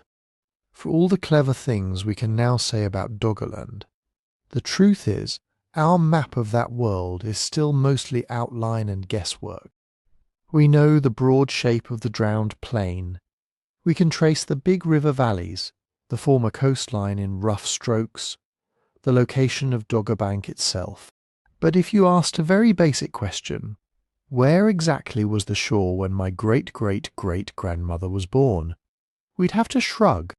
The exact coastlines at particular dates are one of the biggest open questions. Not just land and sea, but the messy in-between. Mudflats, salt marsh, freshwater reed beds, brackish lagoons. Those zones are where Mesolithic people were putting in the most effort and leaving the most traces. They're also where the sediment record is most complicated, reworked by every storm that passed. Then there are the settlement patterns. We can sketch hypotheses, seasonal camps along estuaries, more permanent bases near freshwater lakes, hunting forays out onto the higher ground of Doggerbank. But where was the equivalent of a busy neighbourhood? Which channels were the highways of that world? Did particular sand ridges host camps for centuries, becoming places with names and stories? Or did people rotate through a looser constellation of short-lived sites that shifted every few generations? Right now, our answers are models, not maps. We also don't have the timeline of key events nailed down in the way we'd like. We can say in broad terms when sea level was here, when Dogger Bank became an island, when the English Channel finally linked up with the North Sea. But we can't yet point to a specific century and say, here. This is when that estuary flipped from mostly fresh to mostly salty. This is when the people using it had to make a fundamental change. Even the Storegga Slide, Megatsunami, dramatic as it sounds, is still partly a puzzle for Doggerland. Did it smash into already thinned-out marginal communities? Or did it slam a still fairly busy landscape, wiping out multiple camp networks in a single morning? The sediment says, big wave. The human story is still mostly blank. So what would actually change that? The most decisive discoveries would be in situ sites on the seabed, camps and activity areas still more or less where people left them, buried fast enough to freeze a moment in time. Hearths with stones cracked by heat, clusters of worked flint in different stages of manufacture, food waste in place, maybe the faint outlines of post holes from huts or windbreaks. Footprints would be another revelation. In places like Happisburgh on the modern English coast, we've already found much older human footprints preserved in ancient estuary muds. Something equivalent on the former floor of Doggerland, tracks of adults and children crossing a tidal flat, maybe overprinted with animal prints, would give us an almost photographic glimpse of a single day in that drowned landscape. Human remains would change the conversation again. Right now, most of what we know about Mesolithic people in this region comes from sites on the modern coasts and inland. Actual skeletons from the Doggerland plain are vanishingly rare and usually rolled around in trawler nets, their original context destroyed. A buried cemetery, or even a handful of individuals found in primary position, would open up genetics, diet reconstruction, health profiles, ancestry links between communities on either side of the North Sea. And then there are preserved structures and landscapes. Wattle fish traps pinned into an old channel bed, plank walkways across marshes, fences, corrals, stake lines, marking where nets once hung. Peat with preserved pollen and plant macrofossils still in place. Any of that, found and dated well, would anchor our reconstructions in something much more solid than contour lines. The good news is that the tools we have to hunt for those things are getting sharper very quickly. Seismic surveys used to give us coarse, fuzzy pictures of the subsurface, good enough to trace major valleys, but not to see the subtle stuff. Now higher resolution seismic and 3D imaging can start to pick out smaller features. Relict shorelines, levees along old channels, even, in some cases, small basins that might once have been ponds or backwaters. Layer on top of that AI-assisted mapping. Instead of a human staring at thousands of seismic profiles and bathymetric tiles, machine learning algorithms can be trained to spot patterns we already know, signal ancient landforms, sinuous channel forms, characteristic slope breaks, stacked peat signatures. That doesn't magically reveal a campsite, but it does let researchers narrow down the haystack before going after needles. Better coring strategies are the other half of the equation. Cores are, essentially, vertical time, tunnels through the sediments. For a long time they were placed where it was convenient or where industry data already existed. Now, as maps improve, cores can be targeted very precisely here, to test whether that subtle ridge really was a shoreline there, to see if a buried dark layer is a former soil with pollen, charcoal, and maybe microscopic traces of human activity. Even so, none of this is a solo archaeologist fantasy. Doggerland research lives and dies by partnerships with the offshore wind industry, with oil and gas, with cables and pipelines. Every time someone wants to build something on the seafloor, they pay for surveys. Those surveys, if shared, become raw data for mapping a lost country. Citizen science has a role too, especially along modern coasts. Beachcombers, anglers, divers, amateur fossil hunters. They're usually the first to notice when a Mesolithic antler pick or a piece of worked bone washes out of a cliff or bank. Proper reporting can turn a random find into a new dot on the map, a clue to where a drowned river once ran or where an old shoreline is eroding out. There are pitfalls, of course. Industry data isn't collected for archaeology, so coverage is patchy and methods vary. Commercial pressure can mean data stays locked away. Amateur collecting can destroy context if finds are pocketed, without recording where they came from.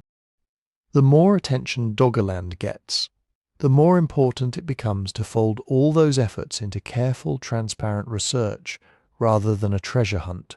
In the middle of all this, it's worth saying, if you like diving into these kinds of unresolved stories, we put together a book on 12 of the strangest, still unexplained mysteries from prehistory and early history. You can find it on the channel's website, links in the description, if you want something you can read offline while the North Sea keeps its secrets. Because that's the other piece of the Doggerland puzzle, learning to live with uncertainty. Science doesn't move by locking in one grand story and defending it forever. It moves by proposing models that fit the data we have, and then letting those models get broken as soon as better data arrives. 20 years ago, many researchers still pictured Doggerland as a single coherent landmass that flooded fairly abruptly, pushing people out in one big pulse. Seismic mapping and sea level curves have chipped away at that idea, replacing it with a much more complex, much messier story of peninsulas, islands, and long, staggered retreats. The next decisive finds an in-place camp, a buried trackway, a small cluster of graves will almost certainly force another rewrite. Maybe we'll find out that people hung on in refuges on Dogger Bank centuries longer than anyone thought. Maybe we'll discover that some parts of the plain were never heavily used at all, while others were astonishingly crowded. What we can say with some confidence is where the edges of our knowledge lie. We know the big rivers. We know, approximately, when the sea took what. We know people were there, and we can see the kinds of tools they brought to the fight. Beyond that, there is a huge amount of empty space on the map. Those blanks aren't a failure, they're an invitation. An invitation to refine our instruments, to share data better, to treat every weird object in a trawl net or every puzzling signal in a seismic line as a possible fragment of a submerged world.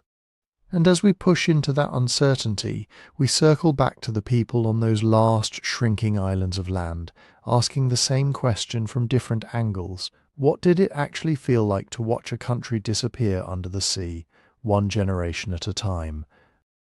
By now you can probably feel the shape of the story, even if some of the details are still foggy. A landscape emerges from under the ice. At first it's raw and cold, braided rivers, bare tundra, wind chewing at the ground. Then the climate eases, soils thicken, grass gives way to scrub, then woodland. Herds move along river corridors, people follow, test camps, learn the rhythms of tides and seasons. For thousands of years, Doggerland isn't a curiosity on a bathymetric chart.